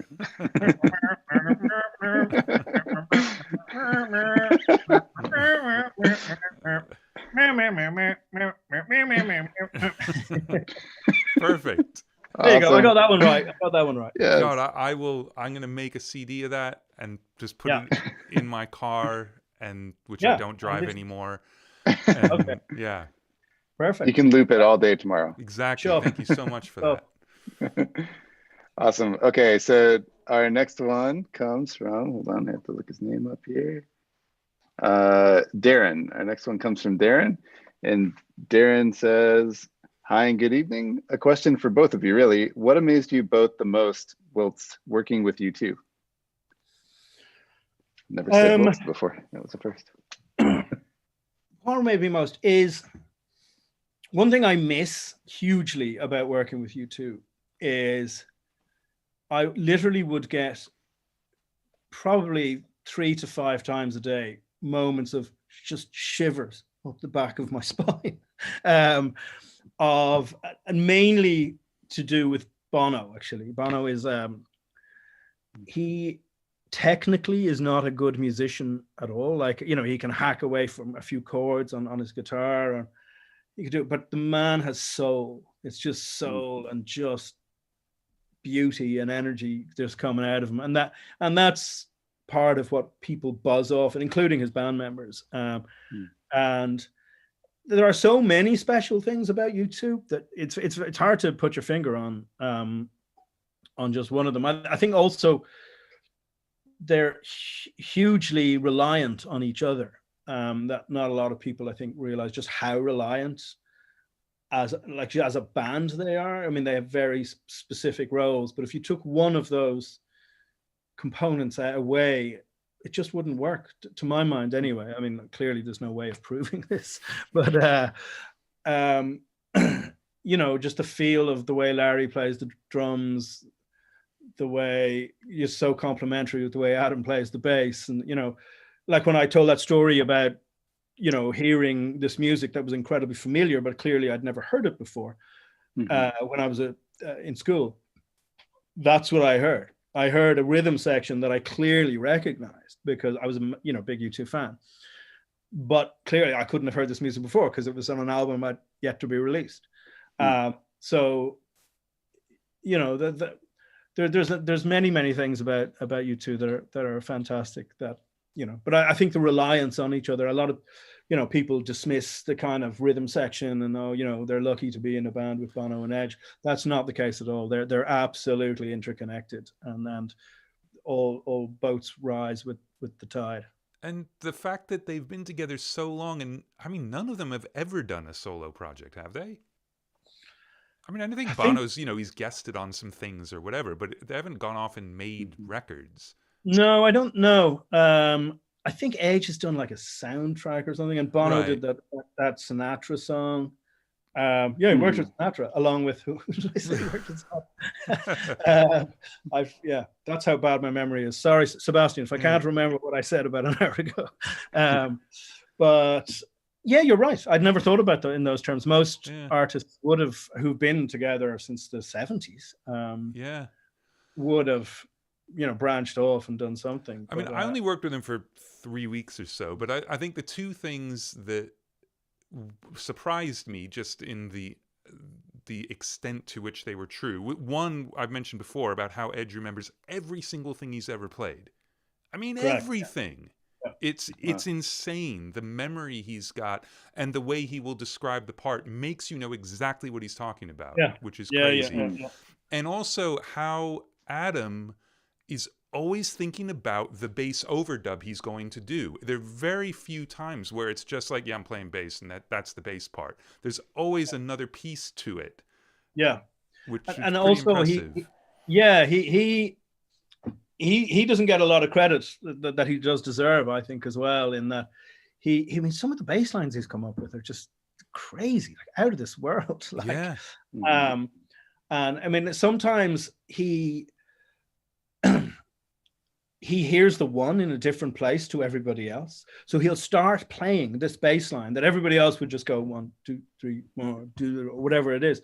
He'll slot it in the bar somewhere completely different and completely transforms the song or the groove of a song or whatever it might be because of where he's placed it in the bar that nobody else in the world would think of. So yeah, he's an unsung hero. Yeah. Amazing. Okay. It's crazy hearing these stories from you guys about you too. So, okay. So our next question is from Jamie Dowd, and Jamie asks, favorite or go-to recording gear? My go-to is, well, it depends. For like drums, I love the Fatso, like Periclad's Fatso. Is that what it's called? Who makes the Fatso? Yeah. The Fatso. I love the Fatso. So I have a few of them. I've got the UBK one as well. So I love that on my drums. It's like energy in a box. Just squash it. It's just got this, the upper mid kind of just, sounds like fun. Sounds like, it's, you got to be careful. The thing I love about it is you can just sort of take away that nastiness that you can get from squashing something that the cymbals that much. And it's literally just a little, it's a warmth button, but really it's not a warmth button. It's a lack of top end or lack of harshness button. So I use that a lot for my drums. To be honest, with drums and stuff, I'll actually make the drums, I'll treat them acoustically in the room for quite a long time before I get to that bit, and sort of tune them in a way that I think sounds interesting, rather than correct. And then sort of I have these, from a microphone perspective, I have these CMV 563s with M7 capsules that I bought in Berlin when I was living there. Which I'd use a lot mainly for vocals, but they work on other things too. Put them near the thing you're recording. So I use them a lot. And then again, what I bought in Berlin are these Klein and Hummel mastering EQs. They're not the Valve UA 1000s. They're the solid state ones. And they cost me the price of a small family car, but they're fantastic. Just I kind of just have them in place, whether you use them or not. It's like, I know Andrew will get sick for me still using an analog chain when I'm doing mixing, but I need all the help I can get, Andrew, you see. So I basically I use them to EQ, you know, as EQ for all my mixes. And I generally try, and they're just remarkable EQs. They're absolutely fantastic. I don't know, Andrew, if you've ever used them, but I haven't used those, but I have a feeling it's a bit like the Sontec mastering EQs are like that. okay, Like okay. inductor based, and you go half a dB at something, and it just like, what the hell just Yeah. happened? It's where you can choose the mid range, low mid and high mid, that they really sort of come into their own. But you know, that's a whole nother fucking show. These things. So anyway, these Klein and Hummel EQs. So say drums, Fatso, vocals and stuff. You know, these M7. I don't know if they're the Neumann Gefell microphones. These CMVs. Do you use the CMVs? I haven't. Andrew? I mean, I know of them. I'm sure Yeah. I used them on a Well, couple really, of they're basically sessions, but... I think they're like 5% different to a 47, like an old U47. Yeah. But because of that, there's just a high mid kind of crunch, and they distort like fuck. So I use them a lot with vocals with another usually dynamic mic, usually a Sennheiser 441, and combine that too. So if it does distort like crazy, you've got something that you know is clean, but it also gives you something you can mix in. Andrew knows because he's mixed. Well, I seem to remember on the track you did with Hozier for the Tarzan movie, the CMV drum track was just the best distorted thing I've ever heard. Good. It was good. super blown up. Yeah. Yeah. That'd be that into probably an API mic pre, and then into the Fatso, and super blown up. Yeah. And I want to mention another piece of gear which you've used quite a bit, certainly on the Hozier record, but I'd imagine on other things, which is great and deserves a shout out, is the Atoll moisturizer. The Atoll moisturizer, indeed. It's fantastic. Tabletop spring reverb with a filter, and it's great. It's what's not to like. Exactly. And also, I've got in the back, I've got his the Polygamist, one of his synths, which is incredible. Okay. Too. Okay, I must check that out. He's like Michigan based, isn't he? Yeah, he's like, something. I bought mine in Berlin, thinking that this is some strange Swedish chap. I think he is from elsewhere, but yes, he's based in the Midwest somewhere. Yeah, no, I think he's in Michigan. I broke my spring, and clearly he was the only guy who made them, so I had to go and get a spring replaced. And the one I sent to him had got mangled on the way, so he refused to like let me buy another. It was very, very strange. But anyway, I agree with you. They're great. In fact, the amount of time, if I had $1 for every time I was asked what reverb did I use on Take Me to Church, I would be richer than I am now. But the Atoll moisturizer was part of it, a big part of it. Yeah. Awesome. All right, go to reverb now, because that's going to go through the roof. Okay, our next one is from Orb Kills Altars. He says, I love mutant engineers that curse. He had me curse at Alan Mulder a few weeks ago. Okay. And he says, when working with the bands you have where there are hybrid components of electronic and acoustic instruments, what's your engineering and mixing philosophy towards that? So for example, live drums with electronic drums and low synths with electric bass. Thanks, and love the fucking honesty in this talk. Orb Kills Altars. You just kind of cross every bridge as you get to it, I think. I actually use synthesizers, low synths a lot with real bass, as Andrew's nodding there. Quite a lot. It just adds a low octave underneath and can be awesome when, if you want weight in a chorus or a middle eight, whatever it is, you just off you go. And that will, marrying the two of them, I mean, clearly marrying real drums and electronic drums, there's obviously timing aspects you've got to be very, very conscious of.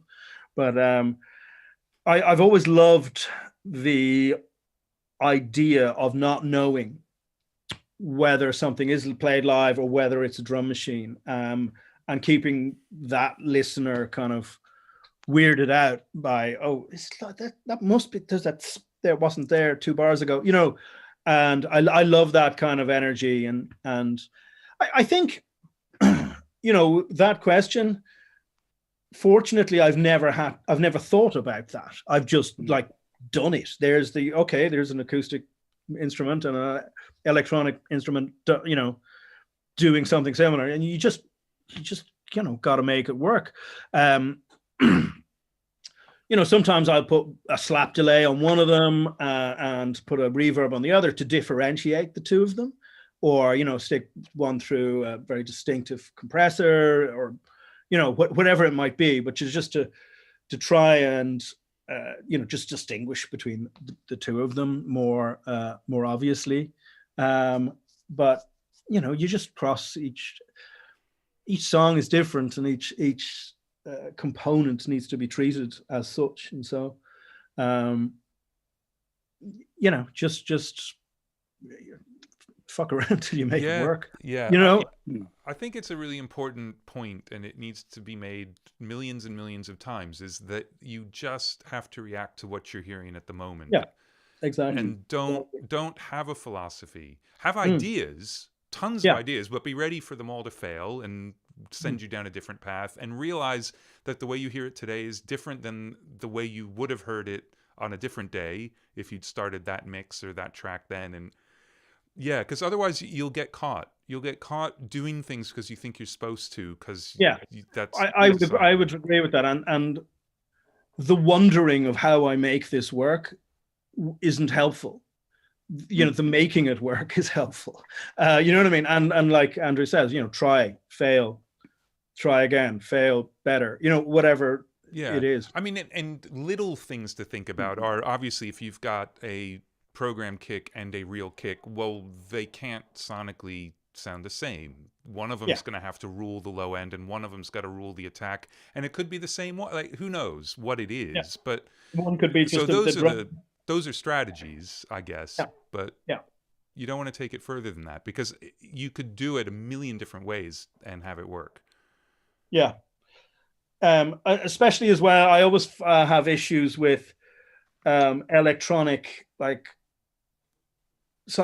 things on a live snare.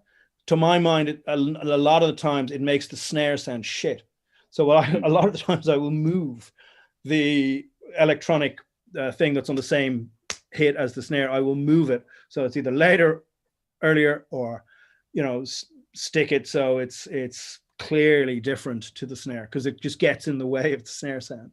But I mean, I think, like Andrew said, if you're overthinking it, you know, that can get in the way of what you're trying to do. Just get in there, get your hands dirty. Awesome. Okay, so let's see. How are you doing on time? Good time for another one? Yeah, go on, shoot. Okay, all right, cool. So our next question is from Rez, and he says, how much influence did Flood have on your sound and style? I feel like you captured the same kind of sound that he's brought to Depeche Mode over the decades, and I wondered how much of that is down to personal taste and how much is Depeche guiding the way? I mean, I wouldn't be sat here talking to you if I hadn't worked with Flood, you know, for as long as I did. And if ever there was a mentor that I had, it is definitely him, and I'll be eternally grateful. So, you know, of course, my sound is influenced by what, you know, partly I wanted to do what it is that I do because of Flood Records. He's done so many records that I mean, you know, To Bring You My Love was a huge record for me, from a sonic perspective, you know, from an educational perspective, from where I wanted to go, or even things like, you know, 1979 by the Pumpkins, and and Depeche, you know, the say Violator would be a big record for me when I was growing up. So I think, to answer the question, I hugely influenced, and I'm delighted that people think that I have some kind of sonic similarity to the work he's done, because that's like as big a compliment as it gets. With regard to how much of Depeche is in there too, I mean, in any producer-artist relationship, there's got to be a healthy balance between that, and each side informs the other, you know, and you bounce off. You know, one side bounces off the other, which then creates another idea, which then begets another idea, and the flow of the making of a record, you know, is crucial to I hate, you know, sitting around fucking tweaking computers, or, you know, I'm very much into, right, let's, you know, keep the flow of ideas, keep momentum. But yeah, I mean, I think the bottom end of stuff is something I've taken from Flood. And not to be afraid of just, you know, turning the knob full, and, you know, seeing what that sounds like, and just, you know, being aggressive when it works, and don't just do it for the sake of it. You know, do it in a song that you know, can take that bass sound. Don't just say that bass sound, oh, I want that bass sound, and, you know, you're trying to put it on a pretty folk song, you know, or whatever. You've got to, it's horses for courses, you know, you can't shoehorn something in that doesn't want to be, you know, and that takes time to learn that, and you've got to kiss a few frogs before you're gonna, you know, get to where you want to go. But so yeah, I'm chuffed to bits that you think some of my records sounds similar to some of Flood's records. So thank you very much for that. Awesome. Great. One more? Yeah, hit me. Yeah. One more. Last one. The cat will be fine. Okay, so this one is actually from me. Do you have a particular memory that stands out from the pop sessions with you two?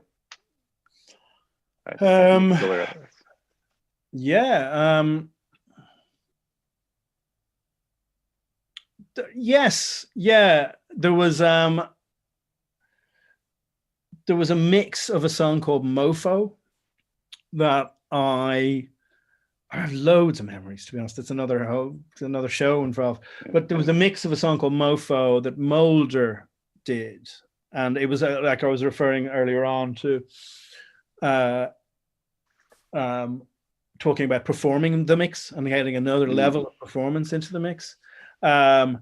It was one of those where, like, the desk issue was a Neve board with no automation on it anyway, and we're all working on tape, so literally we had, you know, all hands on deck, and it was such an amazing mix, but it never made it on the album, for, unfortunately, I think for non-musical reasons, and I don't think it's ever seen the light of day, but I could be wrong. It might, because they did they tweaked a lot with that. On that, then the Miami sessions were great fun, like hilarious. It was kind of when Miami was going, you know, was a very interesting time in its life. So we had a lot of fun in Miami. Very interesting track on that record too, right? Like that all happened when we were there. I don't know, some of the that all sort of, want to go to the bathroom? Do you want to go to the bathroom? There was a lot of that, and then we got onto an ordnance survey ship in the River Liffey. Bono likes to do crazy shit, and his kind of, he knows, and he does this because he knows he's Bono, and he gets away with it. So he uses his kind of fame in an impish, fun way. So anyway, we were walking, I don't know where we were going. We were looking for a pub, or we're coming back from a pub, or what we were doing. But he got onto this ship, which was just docked on the quayside. And some fucking security guard or some guy came running out. It was all fucking, yeah, what the fuck you think you're going to do? And he realizes it's Bono. And he goes, oh, Bono, And Bonner goes, "Hey, yeah, how you doing? We're just wondering if we could come in, have a look around and stuff and whatever." And this was a former, like, sort of military, like very low grade sort of military ship, which is now used to map the bottom of the ocean. And they'd just fucking, go up to Scandinavia and just map it. But they had the officers' quarters in it still on the ship. So there was about 5 of us. And they brought us to the officers' quarters, which literally just had one of these most amazing old bars. And let's just say we didn't do a lot of work for the rest of the day. So we just got on this ship and got into the bar of the ship and drank the night away. It was a thing. So there's a few memories of that album. That's great. Wow. Awesome. Amazing. That's great. Rob, this was incredible. It's lovely to catch up. We will catch up, like, personally and in person and all of that. And you'll finally allow me to meet the rest of your family, maybe. If I'm I don't know. I'm not going to do that. I don't want okay, fair enough. I don't want you to besmirch my children. I don't think it's that. I think it's a wise choice to keep them away from me. It can only do harm. Yeah, no good will come with this. No, but good luck with your cat. Thank you. I'm going to find out what's happened to him. Yeah, but I think he's not in the house. I think that's probably what the problem is. And for the rest of you kids, first of all, there's a new Between Two Shores out, Andrew Scheps versus Chris Mara, which is quite good. I have to say, I think this one turned out really well. Get some really good insights. And next week we're talking to Dave Way, so that should be quite excellent. Cool. Yeah. And that's it. So this is when I go to the thanks for watching screen and mute our microphones so we can wave. Happy birthday, Andrew. Goodbye. Thanks Happy very birthday, much. Andrew. Bye, everybody. Have a great one. Thank you. Thanks for listening, people.